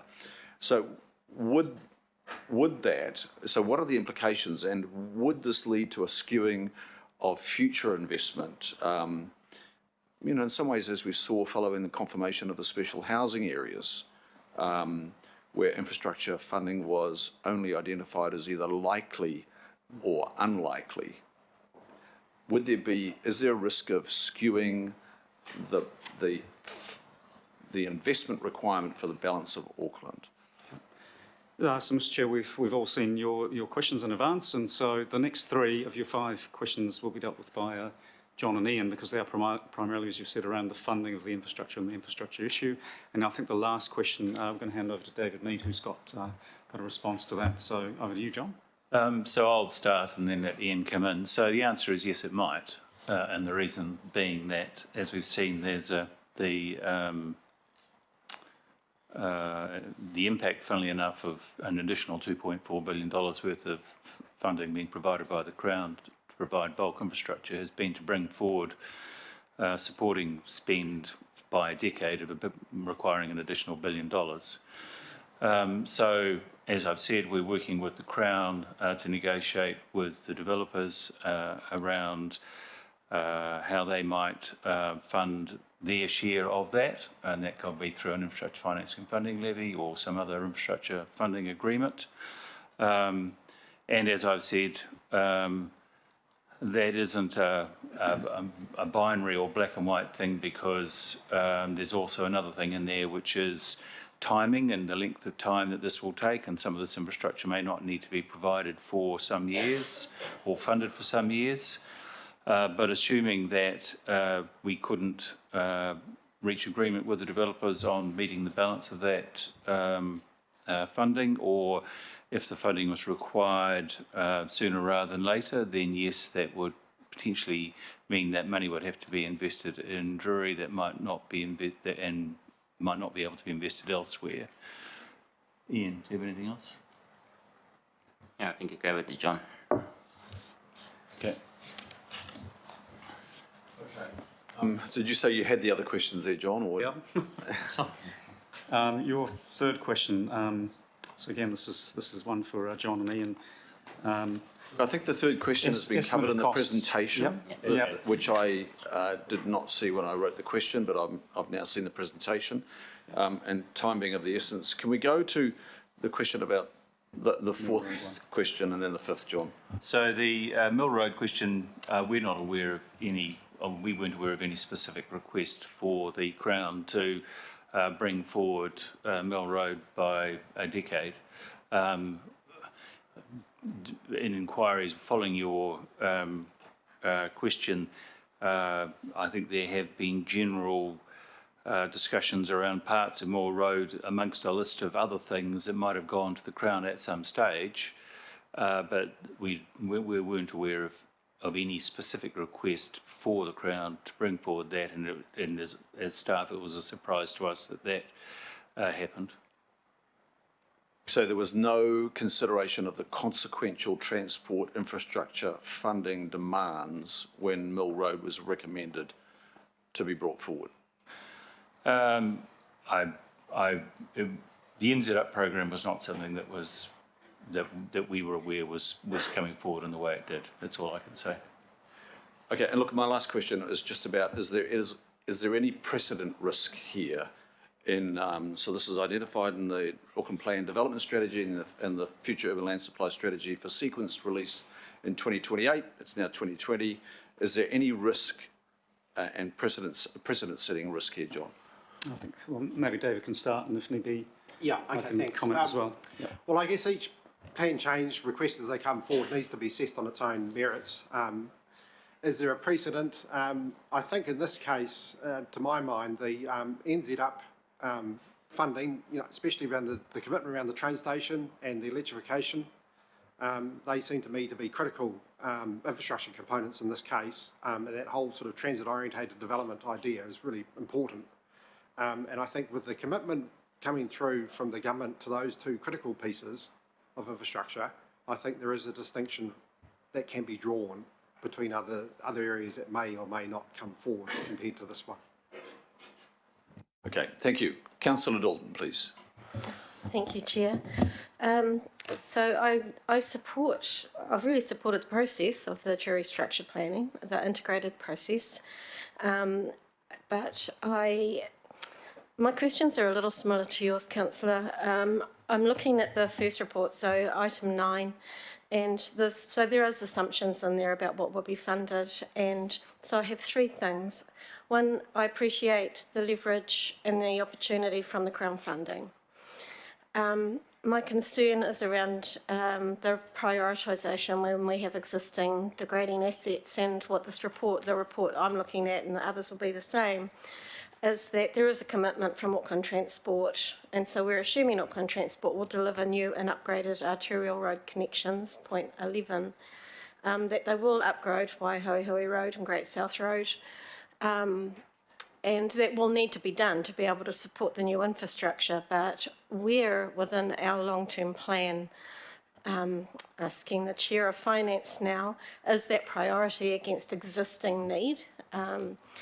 Because we have existing need. And the third thing is around the population projections. So bearing in mind the conversations we're having around water, for population. You've talked about the stormwater, which is of incredible concern, and it needs to be funded. Have we got the population projections right? Because I was hearing yesterday that could be variable. And do we know what that need is in terms of infrastructure, and how are we going to fund it when we already have existing assets that need to be renewed? Thank you. I suppose part of my answer will be a planning answer in a way. So the first part of it is that is the exercise that we are undertaking now with the developers, supported by the Crown, to understanding what infrastructure is required, when and where, how much it might cost, and what the who will pay what share, and then that will have implications potentially for the council and how it might finance or fund the infrastructure. But the second part of my question, or my answer, is down to that process is then intended to inform the hearing that will take place if these plan changes were approved for notification. So all that work would be undertaken and presented to the hearings panel, and then the hearings panel will then consider whether or not the necessary infrastructure to support development was able to be funded and therefore provided, and then put restrictions or constraints about what might be developed prior to land use being confirmed. But I'd ask either David or John to confirm that that's how they see, from a planning point of view, it would work. Councillor Dalton and members of the committee. So we have signalled in the reports that it may well be wise for council to make a submission on these plan changes to keep these funding and infrastructure issues very much before the hearings panel. We know that Auckland Transport are going to make a submission on the transport funding issues, so that when we get to a hearing, if these issues aren't satisfactorily resolved, either through agreements or other means, then it's potentially the situation may be that the plan changes fail when they get to a hearing, and they could still be declined at a hearing if these significant issues aren't resolved through the various funding means and mechanisms that John described in that presentation. So we're saying that this is a step in a process where we feel there's not enough in it to go down the reject path, but we think these funding and infrastructure issues are still very much need to be resolved by the time we get to a hearing. And so, yeah, I think it's work that's ongoing. It's a significant piece of work that these developers and others and the Crown are involved in, and will need to stay involved. Otherwise, potentially when we get to a hearing, they may not pass the test at that point. So my supplementary to you is that it's for me, where I sit, it's quite a difficult decision, knowing the budgets, knowing the next 10-year plan, knowing the condition of existing assets, knowing we need the growth, hoping that we as a council and finance and Auckland Transport will present the information that the hearings panel, independent hearings panel, will need to assess whether Auckland Council, Auckland Transport, Healthy Waters, Watercare can support the developments, the plan changes. That seems to me that the options in my mind are either accept or reject, but there's no good reason to reject, so there's an accept on the hope that we can continue to fund the infrastructure for the rest of the city as well as a new development, unless there's an alternative funding model. Thank you. Thank you, Councillor Dalton. And look, good testing questions, and I'm sure we're all asking in our own minds, mindful of a challenging budget and the very near future and immediate future challenges. Look, can I just help then in that regard by putting forward what you see in the red? So we know that Auckland Transport will be submitting, and there is the opportunity for a submission to come through this planning committee as well to represent the wider Auckland Council view. So just, I'll park that there, and then I'll go to Councillor Newman, please. Good morning. I have a series of questions. So my first question I think I should direct to you, John. Would you agree with me that with respect to the future urban land supply strategy, or FULS, with the best will in the world, we can have that, but it's a non-statutory document.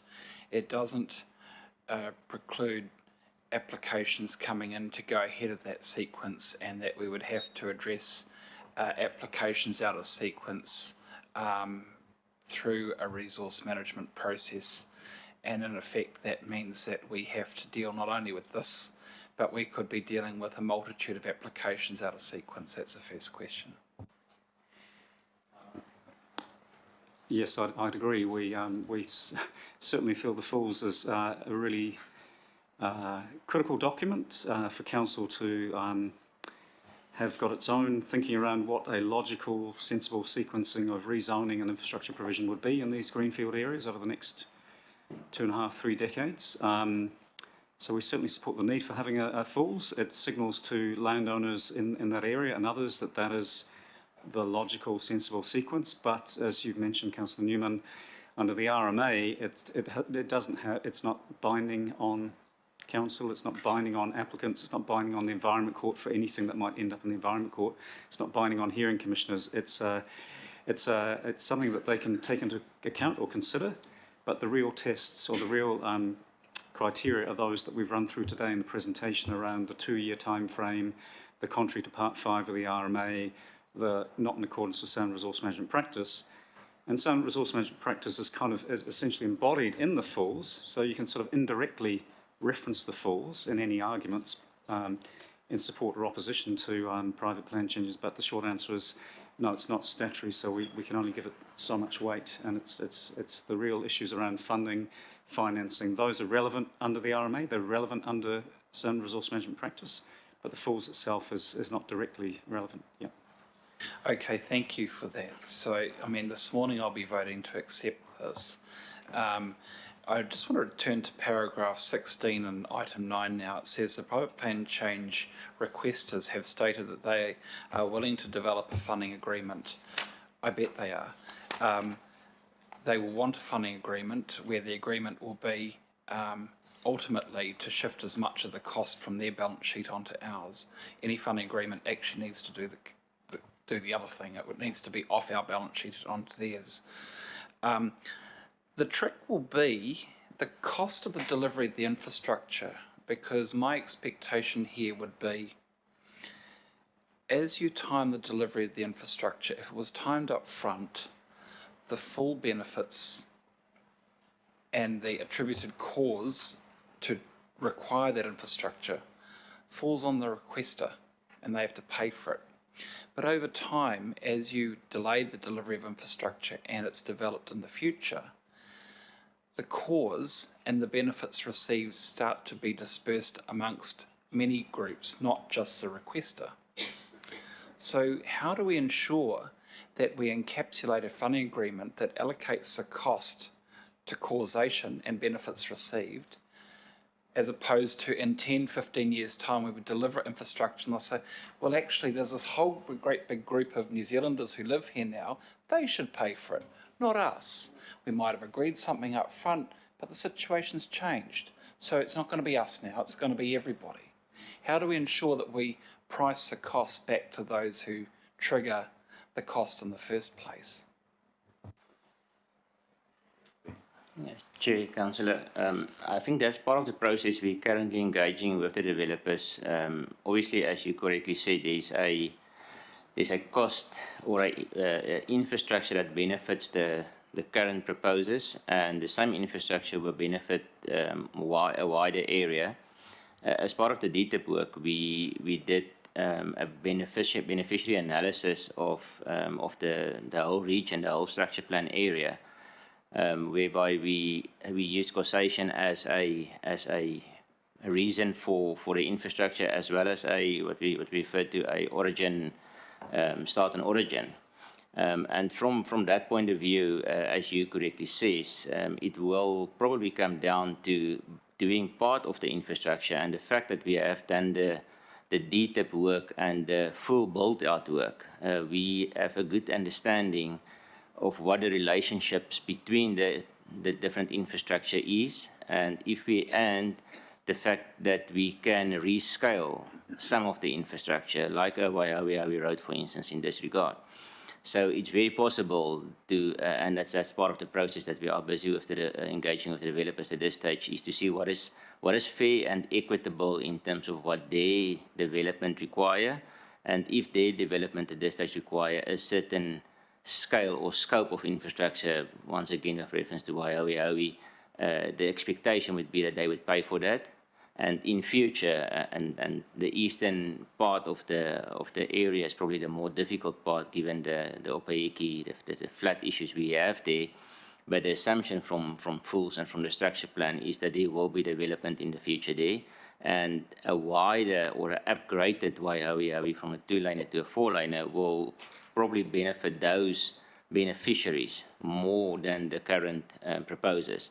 So that's part of the process, and obviously in the run up to lead up to the possible hearing, those are the engagements and the answers we would like to come to is how do we stagger this infrastructure, and how do we ensure that the initial proposers pay for what benefit they get from initial infrastructure. 4 more questions, Chair, if you don't mind, please. I anticipated you might have said that, and I'm not comfortable with it, obviously, because it will just come down to a never-ending arm wrestle around the allocation of costs to reflect causation and benefits received. I've seen this argument before. At paragraph 53, we're talking about, so I kind of feel like even in your report, we're already getting down to a debate around triaging some of these, I think, quite critical projects if you're going to fully deliver this proper, this new city. And we're talking about, in terms of the benefits of the growth area projects to the unfunded projects or longer term projects, and may or may not be justified upon detailed examination. See, I think those projects here are absolutely fundamental, and I think there are other projects that are fundamental which aren't even included. For example, grade separation at Opaiki Road and at Sutton Road, but that's not included here.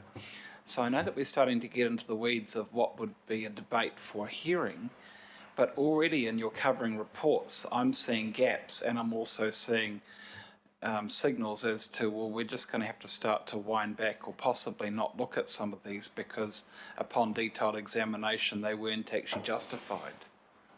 I think they are justified. I think it starts to get down to quite a binary thing. Either this happens or it doesn't. What I don't want to do is what we normally do, which is, okay, we want to do it, but we can't afford it, so we're going to have to wind back.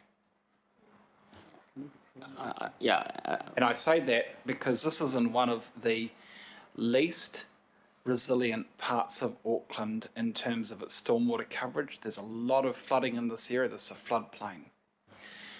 This flows into a harbour, which is a low energy location. So there are all sorts of issues with respect to land use and consequences on marine environment. There's very poor transport linkages in this area. I'm looking at people like Councillor Coombe over there, and she has every right to be concerned, as I'm sure she is. There are very significant challenges in terms of walking and cycling, PT. This is going to require enormous investments in terms of roading infrastructure. Electrification and 2 train stations ain't going to cut it. So how do I get certainty that we're going to be able to deliver the necessary transport infrastructure to start, as opposed to let's start by accepting this, but negotiate away things that I think are pretty fundamental?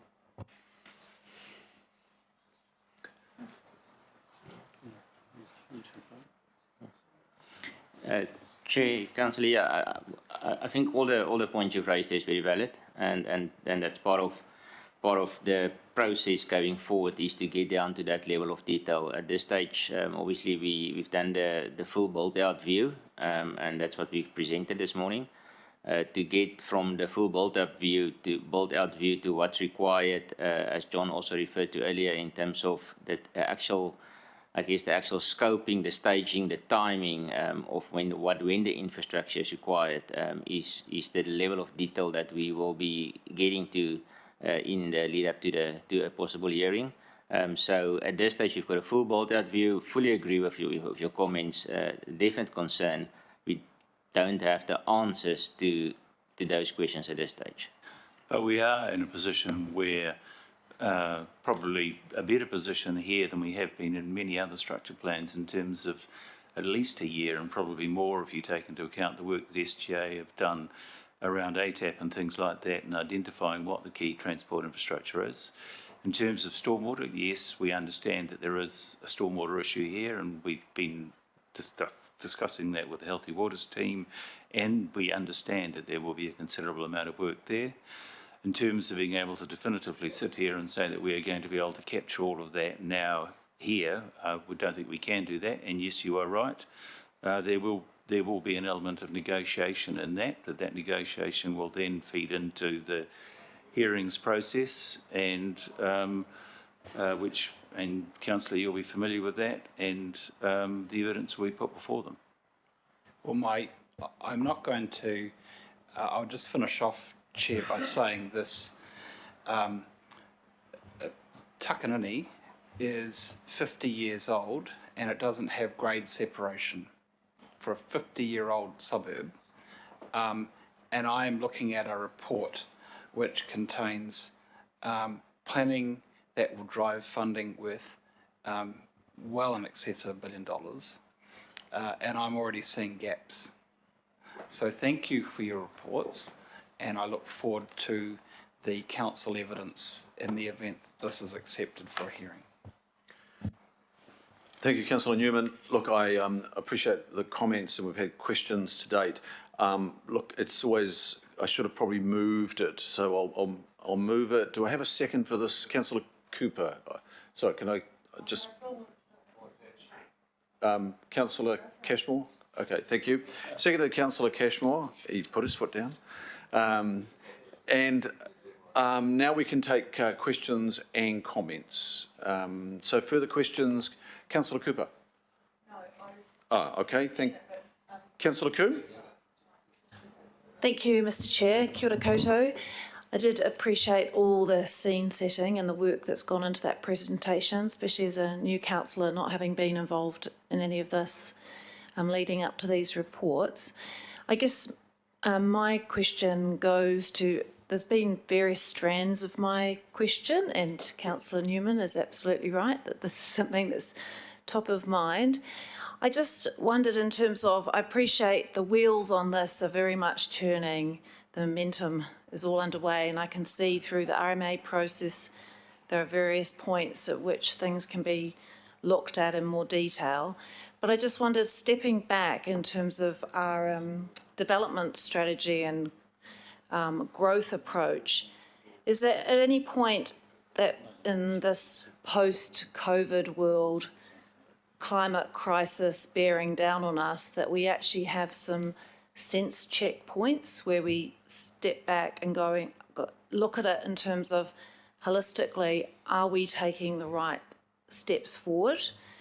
And I just wondered if there is any point in that process, or if that's outside of the RMA process, but whether as a council we need to actually, I'm calling it a sense check, but it's probably absolutely more of a, we're boxing on in one direction based on assumptions that are now coming up to a decade old. So where do you see that happening, and does it need to happen, and is it outside of this process? Thank you. Through the chair,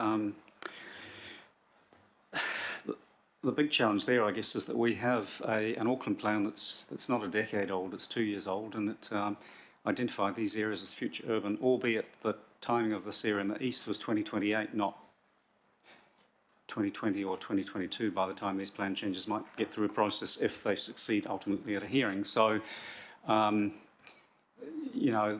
we do have to be mindful of this. This is a decision under the RMA, as you pointed out, and I guess our key RMA document, the Unitary Plan, signals this area as future urban, as does the Auckland Plan. So, but your broader question, step back from all of that, should the council be having a bit of a review of its overall growth strategy? That's work that could potentially commence.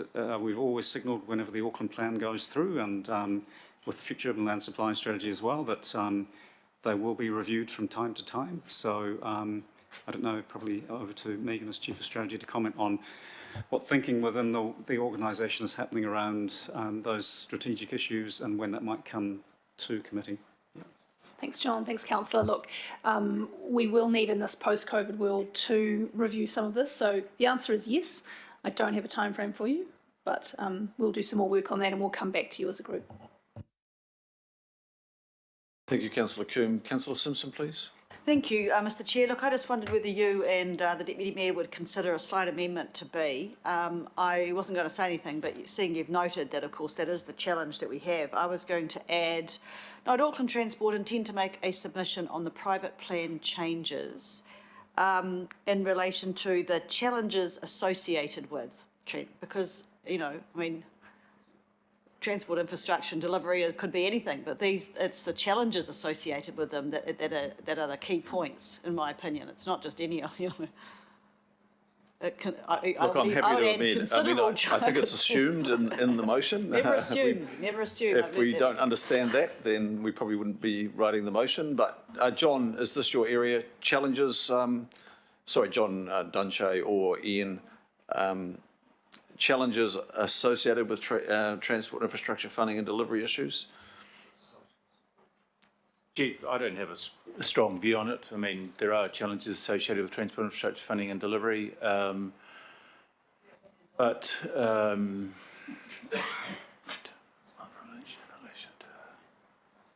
What about water, wastewater? Yes, and I agree there are. I mean, it's... I would make a submission to Raplange in relation to transport infrastructure funding and delivery. So we're only dealing at the moment with B, which relates to Auckland Transport, and the matters that Councillor Newman addresses would come in, I think, under the report back under C. Speaking out loud, I mean, as it initially was drafted, it just is a submission. We don't know what the tenor of the submission would be in terms of. And I suppose that makes it more explicit about the fact that there are foreseen as challenges. But anybody else got any? No. Through the chair, I look, it's fine. Yeah. Yeah. Okay, look, if we just want to wordsmith it that way, we'll just put that in there. And anything further, Councillor Simpson? Anything further? I've got Mayor Goff and then back to Councillor Newman. Mayor Goff. I've got a comment. Yeah. Thank you very much, Mr Chair. Look, obviously, with the government throwing $2.3 billion into this, we're not going to look a gift horse in the mouth. This is $2.3 billion that we wouldn't have had in another development. So clearly, that will influence our thinking. My three questions are these. First of all, you mentioned in the introduction about only 2 stations, which I think are Drury West and Drury Central.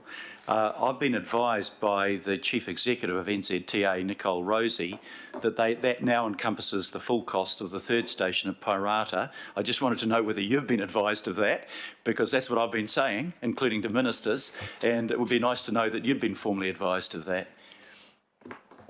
Through the Chair, Mayor Phil, I'm not sure that we've been formally advised, unless you've been formally advised, Ian, but that is our understanding, is the fact that, yes, there is a lot of work going on about the 3 stations, and I have had discussions with Kiwi Rail about 3 stations, but I'm not sure that any of us have been formally advised. Yeah, well, it came from Brett Glidden in the presence of Nicole Rosie, so I'm assuming that we can make that assumption, but it'd really be nice to lock that in. I've tried to lock it in with ministers.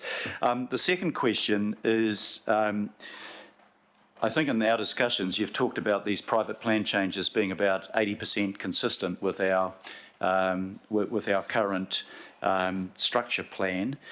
And obviously what we want to do in our submissions is to bring that as close as possible to fully compliant with our structure plans.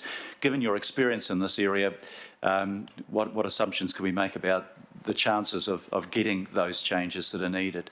You probably can't make any assumptions with commissioners or the Environment Court, but what's your feeling about it?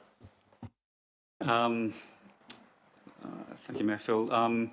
It really comes down to the case that we put forward as council at a hearing. So where we put forward, really good expert evidence backed by a really strong expert, and potentially in this case, legal submissions as well at the hearing.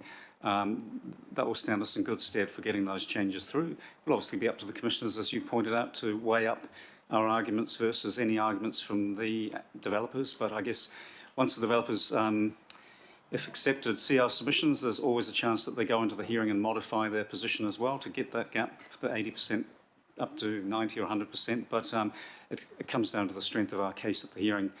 Past experience is that if we go in with really good expertise, we've got a really good shot at getting what we seek as council in a submission. If we go in just with a lightweight submission, that's not a good approach. So we will have to invest strongly in a submission if the committee endorses a submission. Yep. Thank you. My last question is, the difficulty is, while we might have surplus money under ATAP because the government has now agreed to pay fully for what we were going to pay a share for, such as Mill Road, that's a decade out, and we are going to have some real challenges in being able to fund the associated infrastructure costs that might fall on us. If the private plans go forward and we actually can't meet the cost of our share of the infrastructure, what happens then? Phil, so if they go forward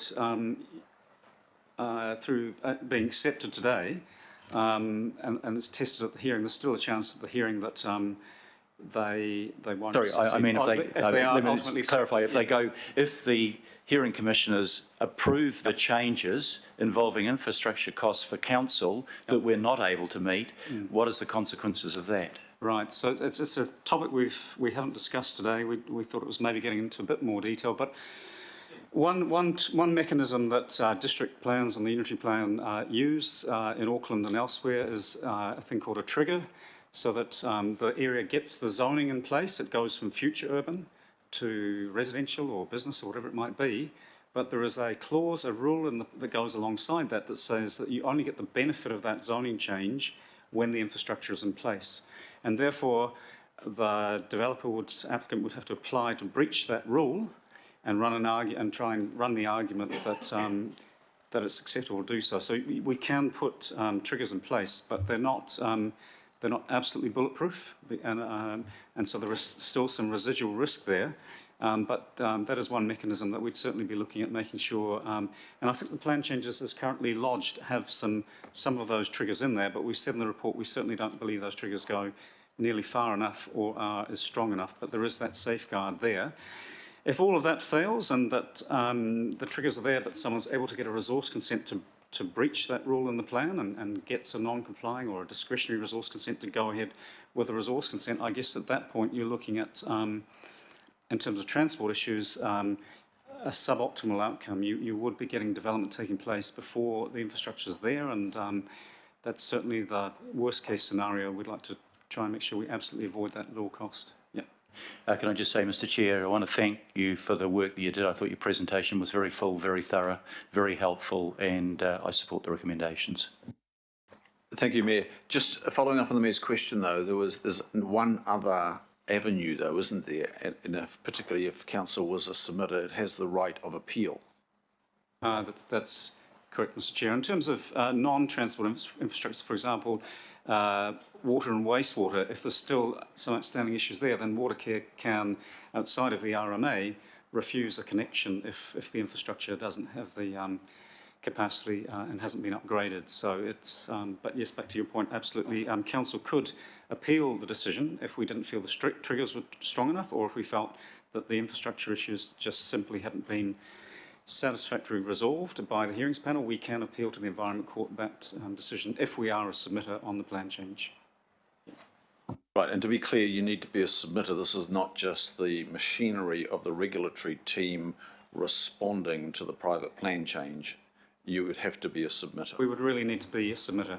Okay, that's why the C is there, members, to cover, I think, a lot of the concern that's been raised. Back to Councillor Newman. Just a follow up from me, and can I just premise this by saying I think there's a real risk that we have to rely on infrastructure triggers, and that would be a very bad outcome if it got to that point, because in effect you're requiring the infrastructure providers to in effect be a veto, because our budgetary situation doesn't provide for good planning outcomes. I think there is fraught with risks. I'm sure that you would agree with that. But just at paragraph 98, you reference water care. I just want to check with you what discussions, if any, have taken place to lead to an officer agreement with Veolia. This actually is within the Veolia franchise. So Veolia do the retail water and wastewater infrastructure in this particular location. Watercare do the main headworks, but this is actually Veolia. And secondly, Veolia's franchise agreement and their funding plan, they actually have there's a real concern as to whether they can actually fund, that they can charge infrastructure growth charges to the developers. They are funding their assets based on the capital they have from charging their customers, which is next to nothing in the scheme of what's required here. So what discussions have taken place with Veolia to inform them as to what they're going to do? I can't comment here on what discussions have taken place with Veolia,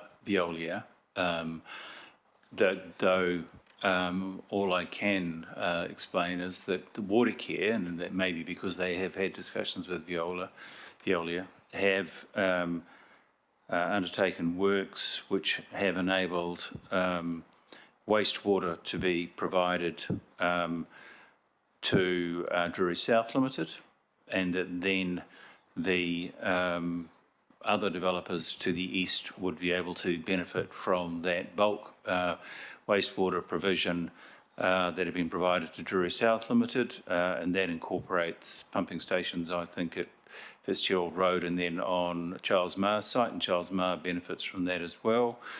And that a bulk water supply has been provided to Flanagan Road, I think, and that Drury South Limited have provided, as a developer mitigation, the necessary connections to that, and that each of the eastern developers will need to provide their own connections to that Flanagan water connection at the appropriate time. And Watercare are satisfied that the wastewater and water issues or supply for those eastern developers is under control. And whether or not that's because they have had discussions with Veolia and have come to an arrangement, I'm not sure. That's all I can tell you. Okay, my one final question, and with indulgence, Chair. There is a concern here that we get the same situation that occurred in Hangaia. We don't have the ability to enable development within a live zoned area because there is latent capacity which has been absorbed by a developer. What's the risk here? That we have some capacity that's developed for bulk water and wastewater supply, but the capacity is gobbled up because these developers, if they're paying for it, will want assurance that they have that connection when they want it, but they're only a minority within this development area. There's a much bigger group of landowners within Drury that might want to come in later and say, I'm here, I'm ready to go now. Might even be at the time that we have the future land suppliers going to have them connecting up, and they will want to take the latent capacity which they weren't ultimately funding in the beginning. It's been funded by people who are going first, and they want security of supply, but we can't necessarily guarantee that, can we? So there is a recognition in terms of that provision that upgrades will be required. Again, I've had that discussion with Watercare recently, and they have provided to a certain capacity on the basis that there will be additional capacity required, not only because of existing occupiers, but also because the Drury will be developed out, and as it's developed out, they will need to provide further infrastructure, and that will be paid for through IGCs. And that will be provided to everyone, and that everyone will pay, and that everyone will have the supply when they demand it. That would be the intention. Okay, thank you. Councillor Cooper, please. So I think you've covered it off in terms of, I mean, we'll be a significant submitter, and do we work with, for example, Watercare and AT just to make sure, you know, they are taking this really seriously? I think that's really what I want to know, that we are going to be a good tranche of submitters as a council family. Yeah, so, I mean, I set out at the beginning the number of parties from across both the Crown and the council family that have been involved in this process from the outset. And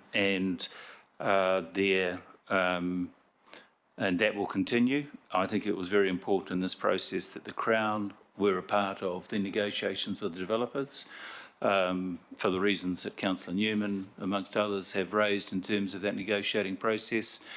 Having the Crown there beside the council is intended to add additional leverage in terms of those negotiations, and any discussions around infrastructure in particular that take place will involve all of the relevant parties, and including Crown agencies, and we will ensure that it's joined up.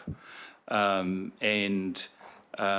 may be a situation, ideally I suppose, where some of the submissions may be changed, or the admissions may start at one point and they may change as those negotiations. Yep. We take it. I've got only Councillor Cashmore, Hills, and then myself all closed. So it's moved and seconded, and we're taking questions and comments. Sorry, okay. Well, for me, is that, I mean, it's absolutely clear. Yes, it's good that the government have put some money in, but it's still about a 3-point-something billion shortfall, and that does worry me, as some of the other speakers, and particularly, you know, and I really acknowledge the huge amount of work that's been done here, but we have a lot of focus on huge infrastructure, gobs of money going into these areas, and we're missing out other areas. We've got live zones. I'm going to talk about the Northwest. We've got live zones in Huapai, Hobsonville, Red Hills, you know, 30, 40, 50,000 houses, and we just have the infrastructure, and particularly with transport, is just not there, and we're not having these kind of discussions at all. And so that does worry me. However, I mean, it's not our decision, and we can't direct the panel. Those decisions will be made. So I think a lot of this will pivot on our submissions, and I think that we have to be really mindful that if this is all zoned live, we're up for a huge amount of the costs, notwithstanding what other people pay. It's billions and billions of dollars, and we leave the rest of our region a bit underdone. And so, you know, I'm not supporting development, but it scares the hell out of me. Thank you. Thank you, Councillor Cooper, for reiterating that, and Councillor Cashmore. Thanks, Mr. Chair. Excuse me. First of all, I'd just like to acknowledge the team here and the work that you've done, John, Ian, David, who've met before, but thank you. I think your words were very wise.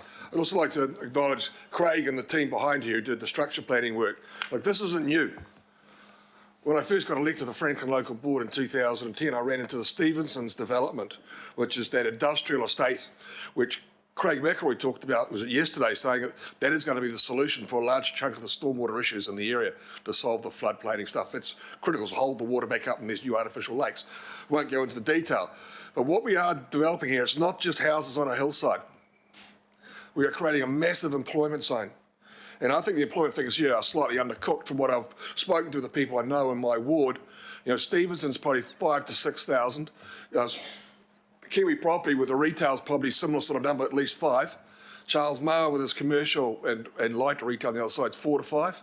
Then there's developments coming forward in Pukekohe all around the racetrack, which are going to be employment centres and large employment centres. And then are the big food producers and processors in the Franklin who are doubling and trebling and in some cases quadrupling their business plans right now.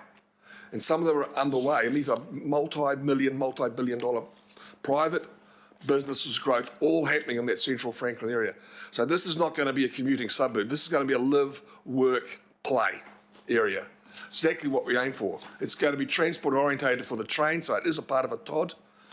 And the other thing, the other areas, the big growth areas, is around the airport for employment precinct, because the Highbrook and East Tamaki stuff's done. So that south area is going to become a financial and economic hub for the city, bigger of scale than anything else that we've currently got. And it is going to be the pinnacle of that Tauranga, Hamilton, Auckland Golden Triangle that's going to be 50 to 60% of the population growth and 80 to 90% of the employment growth. And if we think we can stop population growth, well, go and stand at low tide and wait, because you can't. And people have a right to come home from overseas. People have a right to come from the South Island to work in Auckland. We are privileged to live in a growth city that's vibrant, that's challenging, but it does have huge growth prospects. And a lot of other places in this country don't, but we do. And we're privileged enough to guide that. The work that this team have done, and Craig's done, and the planning team, is critical to give us that long-term outlook. Good on Phil Twyford for coming forward with a checkbook and saying he recognised the strategic importance of this area. And he helped fund Mill Road, which will supply the aggregate to build the rest of Auckland. That's what it all travels on. You won't get your cycleways, your bridges, your sky pass, anything, without that aggregate coming out of those 5 quarries down south. And that's what's it all about. And it's also about that economic performance and that growth. The questions have been great, and there are concerns. But I think Ian summed it up well. This is about how we sequence the timing and the delivery of the infrastructure so it arrives at the right point at the right time and we get the cost right. This is not going to all happen in the next 5 years. This is 20, 25 years worth of work that we're looking at here. And sure, we're staring at COVID right now and trying to emerge from a pretty deep recession, but that will change. And in a few years' time, CRL will be finished. That will be a game changer for the city. Skypath will be up and running. And this will be starting. And the airport precinct will be starting. It will be a different world. And it's a world I look forward to hopefully witnessing. So the support around the table today, with the reticence, I completely understand. Next month, there's some more coming through from Drury on the western side, which I'm looking forward to the team talking through the same degree of detail. And that stuff is actually in sequence, not out of sequence. So thank you for your inputs today. Thank you for your questions. However, the opportunity needs to be grasped, because to deny it is exactly being the King Canute standing at low tide, because it's coming whether you want it or not. Thank you, Deputy Mayor. Councillor Hills, please. Thank you, Chair, and apologies, I was on council business, so missed the first part of the presentation, but I had read the report. I guess for me, I understand the need for the investment and the housing, and I do believe this looks like a better planned development than we've had in a long time, because of the thought around jobs, growth, the people all living together, and there is balance there for investment in actual public transport, connecting those routes up. But it's still, to me, I won't be opposing it. We cannot oppose this plan change anyway, but I have serious concerns that it is still out of kilter with the unitary plan and the Auckland plan. It is, I think we're kidding ourselves that we'll have the budgets. We're always behind as a city. We're always well behind, and I don't know where the funding will come from. We are still waiting in suburbs that have been around for 20, 30 years for the infrastructure to catch up.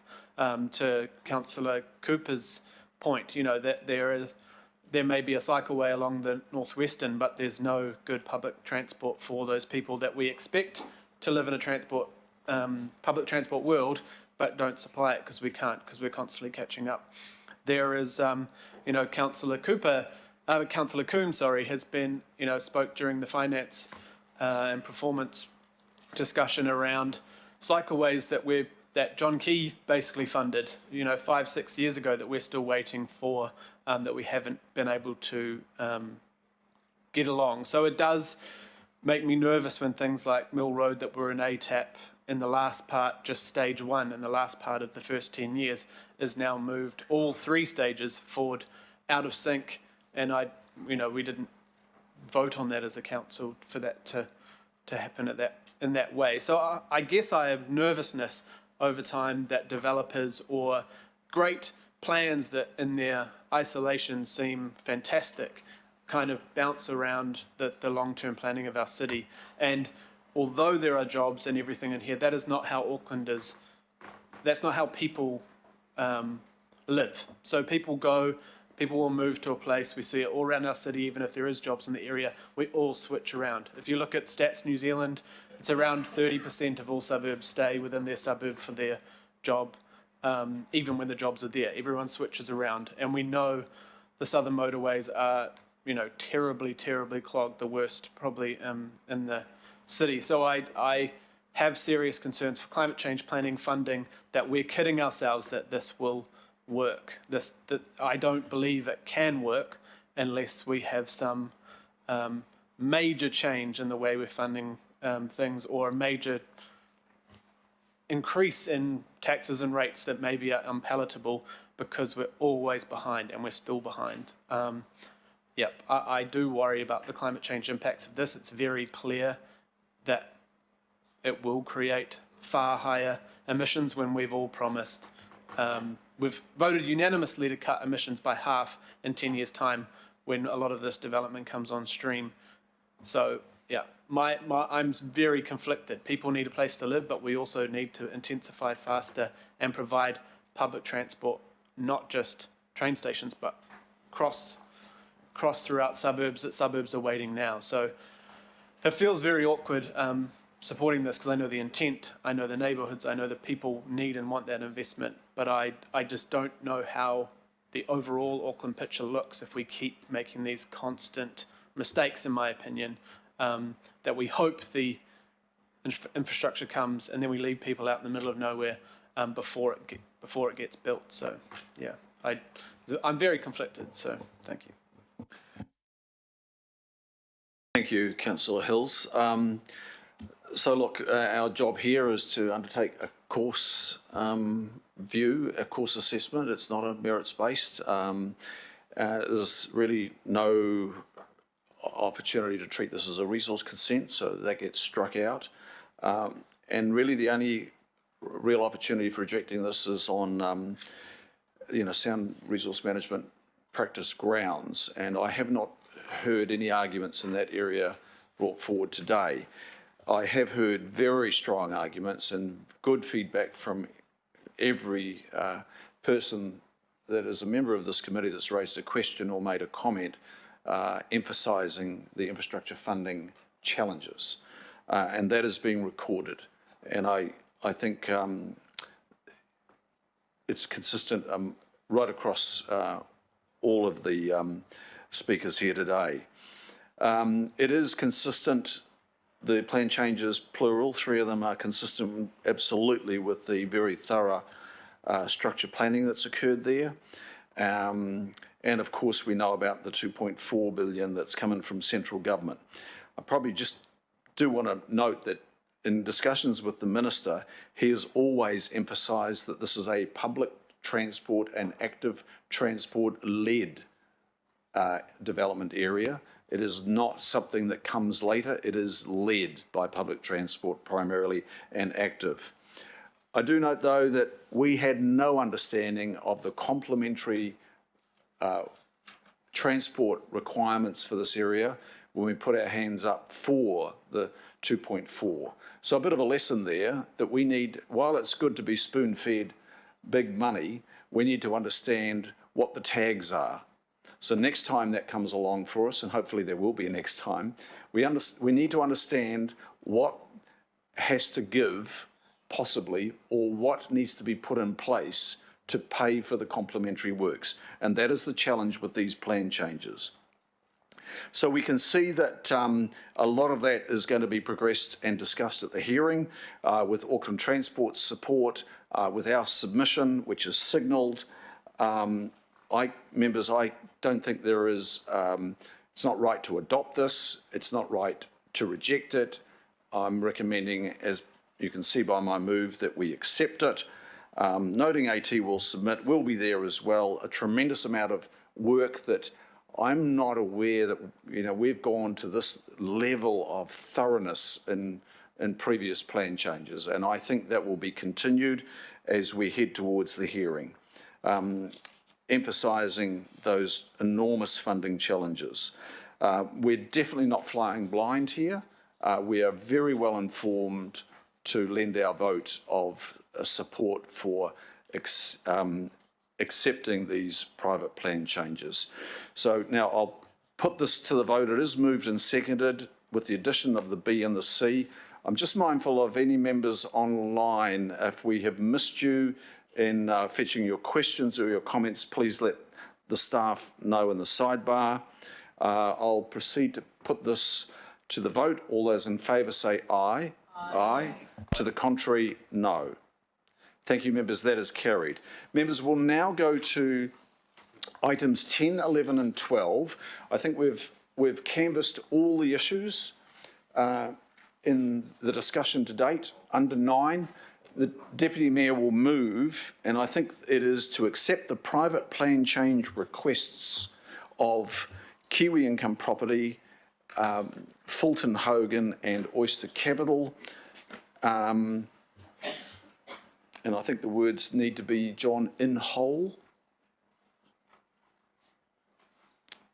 I just need to check the words. Yeah, there is the option to accept in part, so and that is language from Clause 25 of the RMA, so accept the private plan change request by Kiwi It's Property requests plural, in whole, or accept in whole, I think. Is that what you're suggesting, Mr Chair? In full. Accept in full. I'm just looking to Karina. In whole. Yeah, it's whole is the RMA wording. And that's with a W.